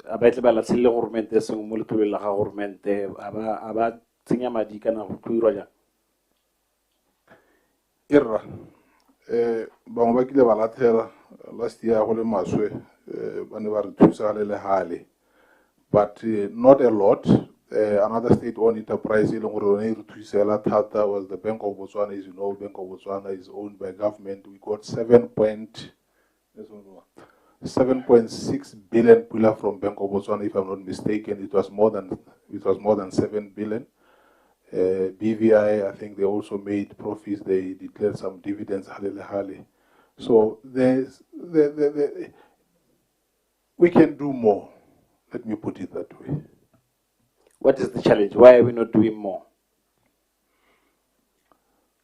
Maybe that will be just merely speculation, because I'm aware of some state-owned enterprises that have gone for a very long time without boards, that their boards not fully constituted.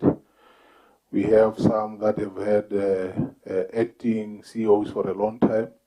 We have those that their businesses have been affected by the economic conditions. If you take Air Botswana, for example, during COVID-19, they could not fly, and therefore they could not make money. At the same time, they were paying salaries and paying levies and taxes for the airport anyway, so that really crippled them.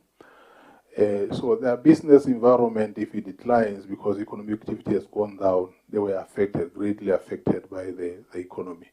And besides, like I said, governance issues, those are the ones that we are trying to address.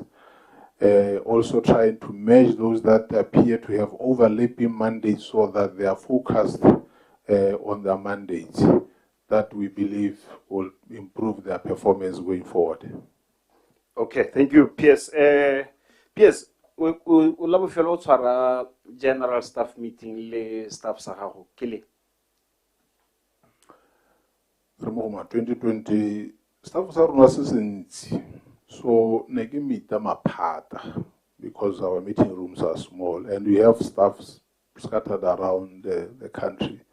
So last time I rounded them up, all except Baba Konte Hagaboroni. It was last year, December. We had intended to visit those in the outer stations, but unfortunately with the austerity measures and the travel ban, we thought we should lead by example and not travel. Now that things appear to be improving, we will embark on the nationwide visitation of officers out there in order to address their issues face to face. I know that we have this platform, Silika Dirisiwam, but I believe because some of them have never seen me, they only hear about me, face-to-face interaction will be much more helpful. But those in Gaborone, I do engage, and as and when they need to see me, have some penny issues, they do come to my office, so I do convene meetings and listen to their issues. Okay, PS. It's like a reality. Some come to your office, they are denied access to you. Some do come to your office, they are denied access to you. Some of them called me even this morning. But if people don't have access to come to you, then because if your staff is disgruntled, so they need to have access to you. You also need to see them. I know the austerity measures and all of that, but it's August now almost. But you're saying you last saw your staff last year. It's too long. It's too long. We can improve. Are you aware of the issue by your storekeepers? By DPS promotive. This is back in 2011. And already ministry so that saving gram. But your ministry, how you see the storekeepers? The storekeepers, are you aware of that issue? I'm not. And they could compare DPS or deputy address or me by the just to indicate or Yahore by look up like our copal and Namahavan Swari. They went back and whenever sometimes one navigate because of the busy schedule. Sa office. PS ko tada si singeleze o solo bua excuse. Okay, ntse ke buri ke go. Excuse ke dia bereka. Ntse ke me go no. All right, thank you. DPS. On the storekeepers.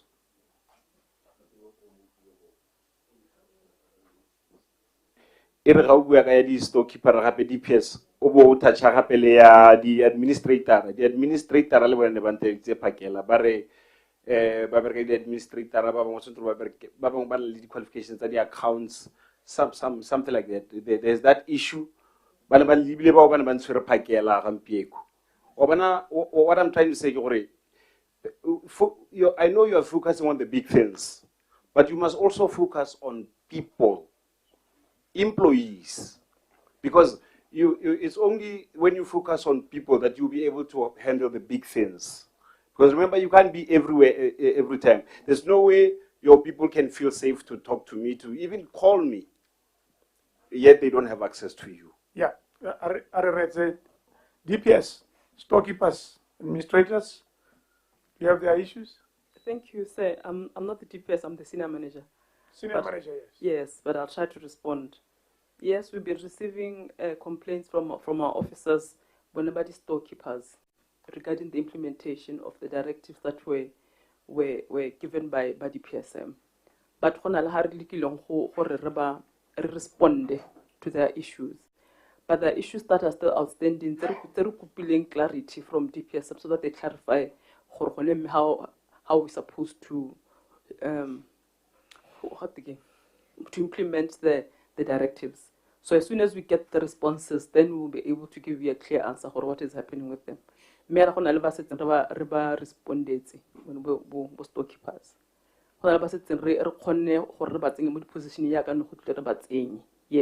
we're supposed to put them in the positions. We managed to do that. But kind of directive in a super we can only be able to put by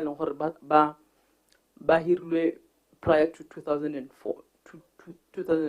So that is where we are still at. But we'll bring a full report as soon as we get a response from DPSM. And then by the admin accounts, we still, well, we had officers by administration that are working in the admin accounts unit. And we've been trying hard so that because they don't have the qualification, accounting. They only hold the qualifications administration. So we are really trying. It's a vacant position. We don't put any administration and administrator anymore. Really, accounting.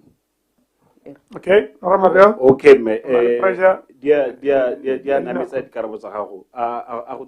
please, if people sometimes all they want is an answer, even if it's a negative answer, but it's closure.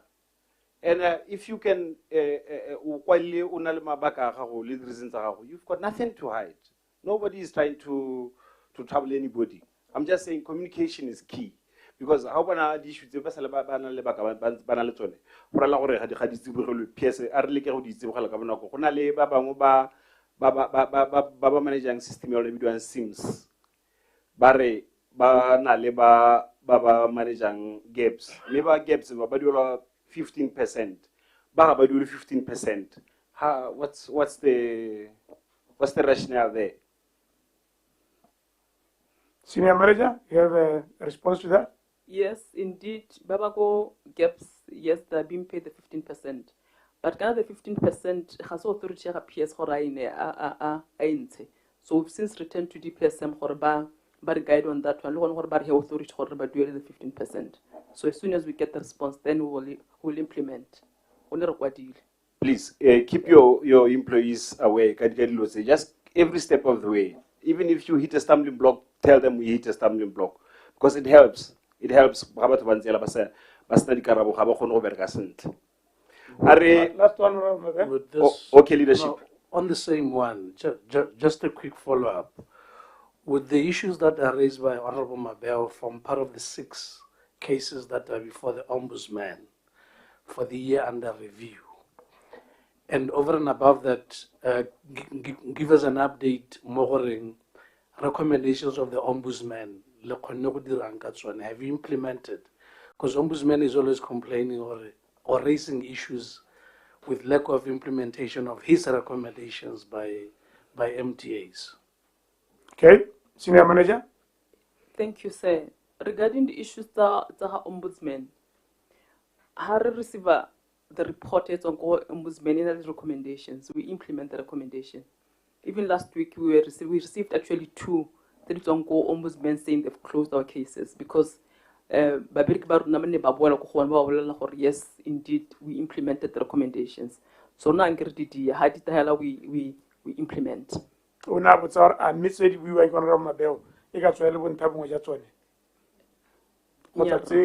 that I remember, no. Okay. All right. Ombudsman. Thank you very much. Last one, Honorable Mabel. Chairman, tla re fetsa o re sileng ka WhatsApp ke kopa go e feta ka one ke tlaleletsa mo go ye ke tla bua wa bofelo mo go le. Honorable Mabeo. Yes sir. Rona le pressure anako. Thank you sir. Tla ke feta ka tsone ka bona go mongame. Re fetsa o receive a message. This iTech training center go India. Gate go na le bangwe ba le ba selectileng gore ba ye ko koseng eo mme la re ba forfeite per diem. But go na le ba bangwe ba sa forfeiting per diem ke what gate go lofa. It's unfortunate that when the directives are issued, as part of the austerity measures, it was clear the directive was clear on Hori. We consider the trainings and they are fully sponsored. Fully sponsored meaning the host will pay ticket, accommodation, while you are there. In order to save costs, per diem or stipend. That cuts across, including me, when it's fully sponsored. Workshop where me, including us. Yes. Somebody who would have been paid, Honsalo, would have been able to, and if we discover that we are refunded. So it's not for the select few, it cuts across. Thank you so much. I hope Baba Bautule because you give last one, sir. The last one, please. Thank you, Mr. Chairman. The foreign missions, Zarona, the embassy, Jalo. Gaizor Honale military attaché, Bazako BDF, Honale Bo Labor and Immigration, Bazako Ministry of Labor and Immigration, Jalo. Others dinner education attaché, Bazoko Ministry of Education, Jalo.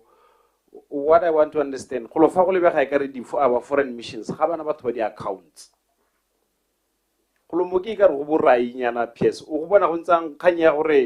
Our foreign missions had the accountant, go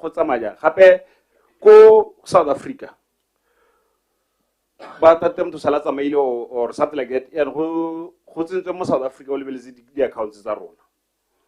Go Mozambique. Who's in to go Mozambique, or Ramsey Savar Haitis Ho was a Portuguese. King little Laura to Bama Fasasili Balau less patches around PS. Is this safe for us? Yeah, useful question because I have worked foreign missions. Go a lebe ha gore le ko auditor general ba supa jalo gore o ka di report tse di tswang kwa study accountant mo ke tsa mongwe hela o tabonga le hong a sign no jalo. Please respond to that one. Okay, no, thank you very much, Chair, and thank you, Honorable Mabel, for that question. If you can recall earlier, Haki Buaka the qualified accounts, I did actually mention the mission. It's one of the areas where we are really having a problem. Because if you look at our missions, not all of them have officers. By the accountants, it's more office of the accountant general. Because what we do, the ministry, international relations, they actually have an accounting unit. Reba has staff. And from that staff, they make the decision to this mission. We actually had a meeting, I think 3 or 4 months back, with the accounting officer, where we are raising concern. He raised concern in terms of the expertise, the competence, the officers who are doing accounts in the missions. It's not up to par. So it calls for us to have further engagement. What are we going to do now to make sure that we actually staff those missions with the right people? It is a concern for us, Honorable. To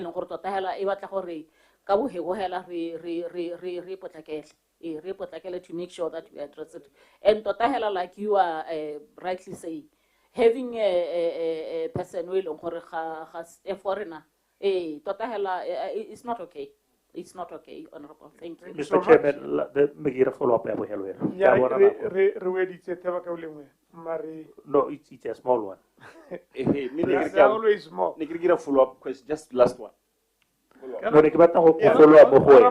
Ne ke batla go follow up mo go wena. Le nna ke na le di follow up. Last one ya boraro. Re nya ke a leboga Mr. Chairman, tla ke feta ka one go siame. Ke lebogela ye ya di foreign missions. Please, PS, this one take charge. This one, please take charge somehow. Just make sure gore batho botlhe ba di accounts ba ba kwa ba meet standard se o se tlhokang bile ba khona go dira tiro ye e ka reng ka moso o bo khona gore lwena we buelele, because at the end of the day their mistake right now reflects on you. You are the PS finance and we look at PS foreign affairs, we look at diplomacy, we know wa mashele. So take charge ya mashele. They will never take any other person bare the military attaché. Or are no Mozambique refem le sole foli to na military attaché. I think he has received your counsel. Yeah, I think you say okay. Sorry, what are Mabel? Go go tletsa nteng rena le bokae mo nako ya gampi ko Botswana ko go tletsa nteng. Bo madi a Botswana gampi ko. Rena le bokae so far cause get ke utlwe VP ya bua another figure. Few days later ke utlwa HE ya bua a different figure. A ke tsora ane bua the same thing or Botswana mo khatle go ntse ke yona bofelo Mr. Chairman. I thank you so much sir. Just hold and then Honorable said you wanted to nya tota ne ke re tere ba raba gongwe ba supe gore a mo misipini ye outside the country gompieno a go santse go na le bangwe ba ba dirisang business class mo misipini ye outside the country when all the finance minister o santse o kgona go bona ba ba duelelang di business class. The short answer to the last question was rabateng ba dirisang di business class. Mo itshulelong yone go na le issues tsa botsogo gore if go sama long distance le ga lente ke tswa mo gone ke re bateng bateng mo austerity those are things that we need to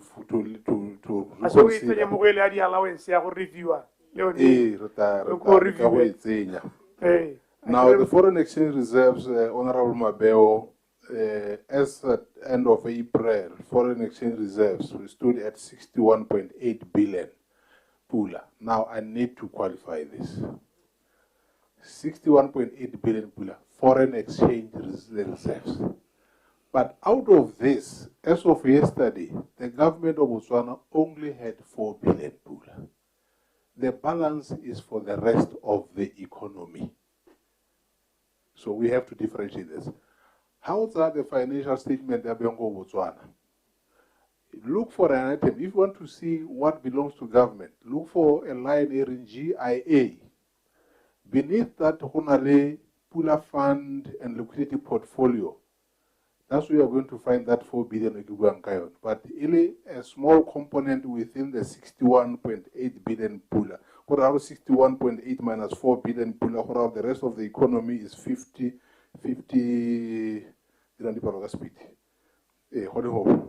61 minus 4. It belongs to the rest of the economy.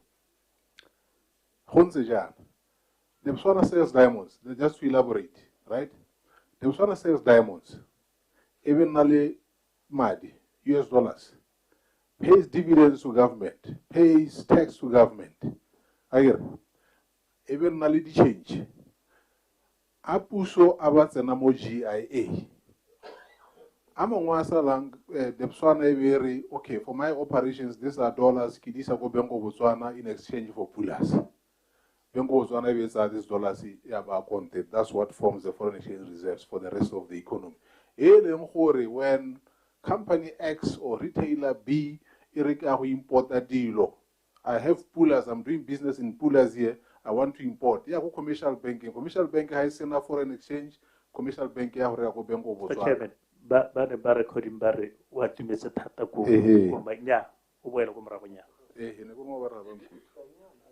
I get all size. I got it. So that's how it happens.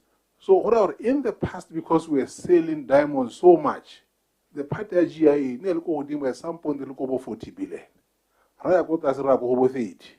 COVID ne re mo go 20. During COVID hale we depleted ra go bo 3 billion. We recovered a little bit. Ra go godimo yana. Unfortunately, diamonds stopped selling or did not sell as much.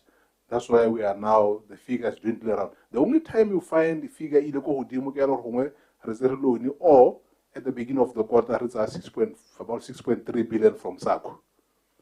So that's the difference. The economy wide, the figure is pretty, but lower than what it used to be. Government portion, very small. Like that. Thank you. Thank you so much.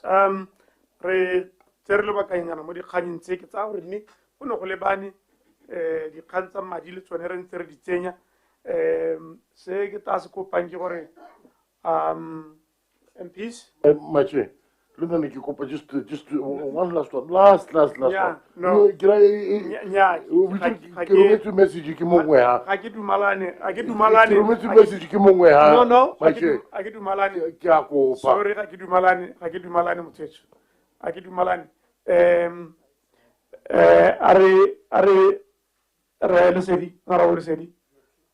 Yes, sir.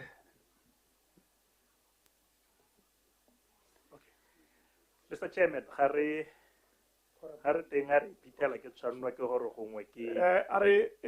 Honorable Sedi, in interest of time, Mare Coupe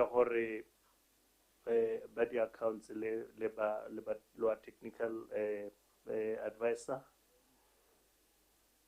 Anga karba accountant general kara kena accountant general.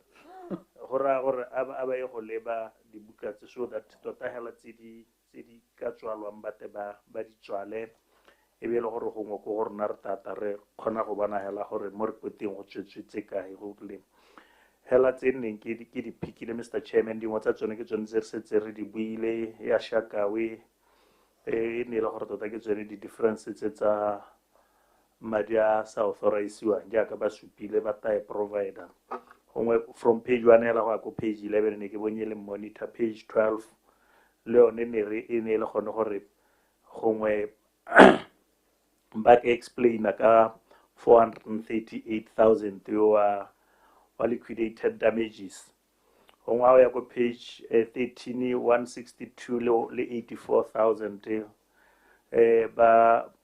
ba di overpayments ya di consultants ke tsa gore ke tsone tse ba tabong ba di lebile go na le ya 1 billion ya loss of jobs gongwe ba supehela gore dio tse mo isa go di ka avoidwa jang revenue ya ko collection ya ACCOUNTS amounted to 520 million in ele gone gore ele 520 million pula due to the strong pula exchange rate. Gongwe ba supe gore so se correctile jalo le jalo Mr. Chairman. Go na le di go page 3 to 13 about 15 projects. Tse leng gore na ba sa di deliver during the year under review. Ile gore gongwe tota motho ka iletsa go itseela gore what was the problem.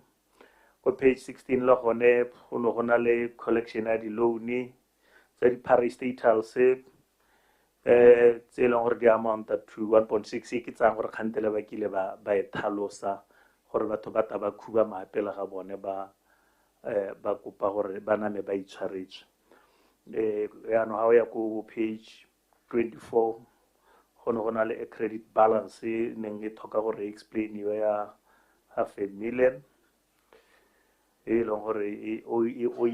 these entities, government is owing these entities tsa balance uni.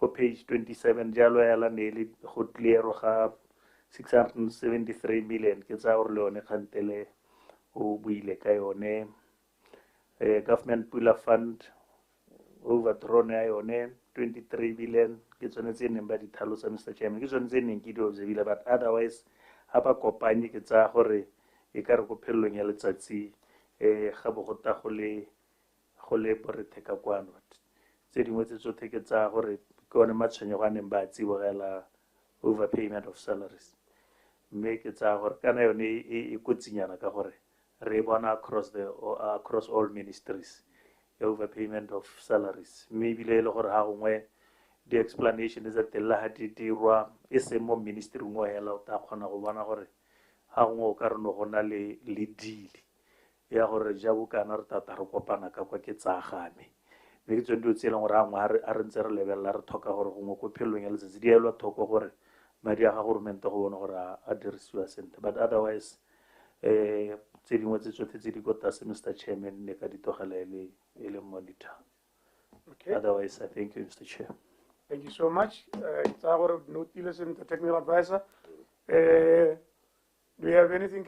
Oh, by the way, Accountant General, Accountant General, me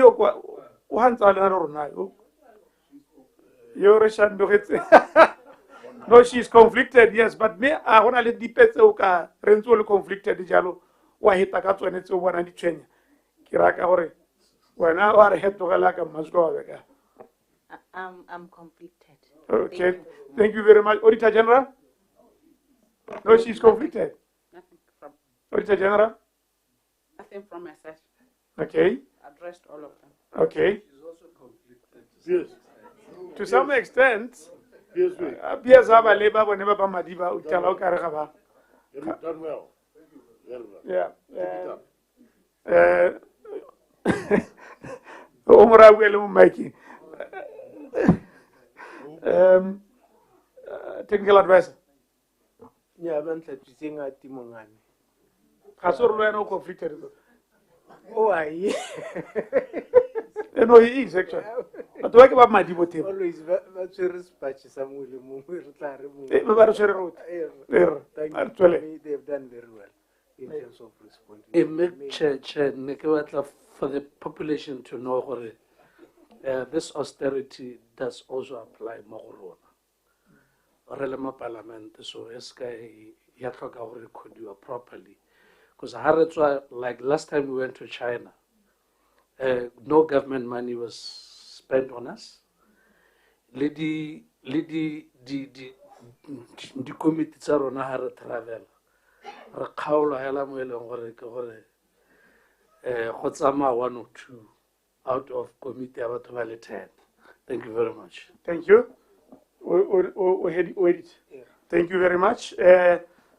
PS ke tsa gore a buile le staff sa gago me go dikgang di botlhokwa tota tse re rile le report le tsone ga ya qualified accounts e le gore ha o se accountant o ka nna wa tsaya gore positive ka gore ga go te qualified o tsaya gore go siame re thakathakano yone ya qualified le re soletse le tarnela report ya di timeline ya gore dikgang tse tsotlhe tse di address tele le rona re batla gore tse re kgaogana le committee e be le dibuka tsa puso di phatsima di siame so e sale morago ka thwagala ga ye botlhokwa ga ya BTEP tshologelo ya batswana mo bogompieno bogolo jang ba ba batlang ditiro e mo go BTEP gore ha BTEP e ka diragadiwa sentle coordinator go raya gore ditiro di ka bonala mme ra utlwa gore you are still at foundational issues go raya ditiro a se di tswe sentle you need to move with some measure of speed and urgency on the projects tse di mo BTEP so that bana ba lehatshele le bone ba te ba kgone ba bone ditiro tshologelo ya rona ke gore ha re kopana mo nako e tang sengwe se tebole se beile go godimo ke gone gore ditiro tse di hetseng di kgonne go nna teng ka mabaka go tsaka maiteko a BTEP ke di kae. It's very, very important. Me bile gore dumela gore ke quality decent jobs, well paying jobs. Remember the austerity measures, so di buang self-imposed structural adjustment, le ta tswela hela ka tsone jalo me kana go tsote e be le gore leadership include political and administrative leadership. Lote you must lead by example.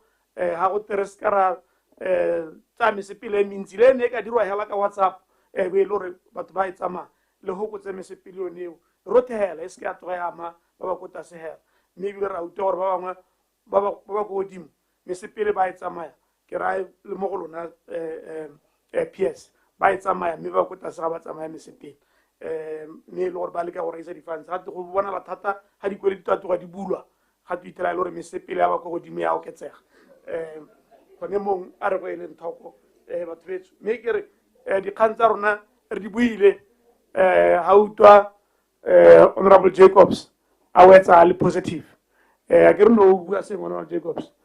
No, I've said total they've done very well, but they need to keep their eyes on these other ministries. Keep your eyes on the ball. There's a lot of looting going on. Keep your eyes on the ball. Keep your eyes on the other ministries to avoid waste, mismanagement, fraud. It's an idea, Honorable Jacobs. Me, kama kwa kalwa tiso ra leboga tolerance nara go parliament.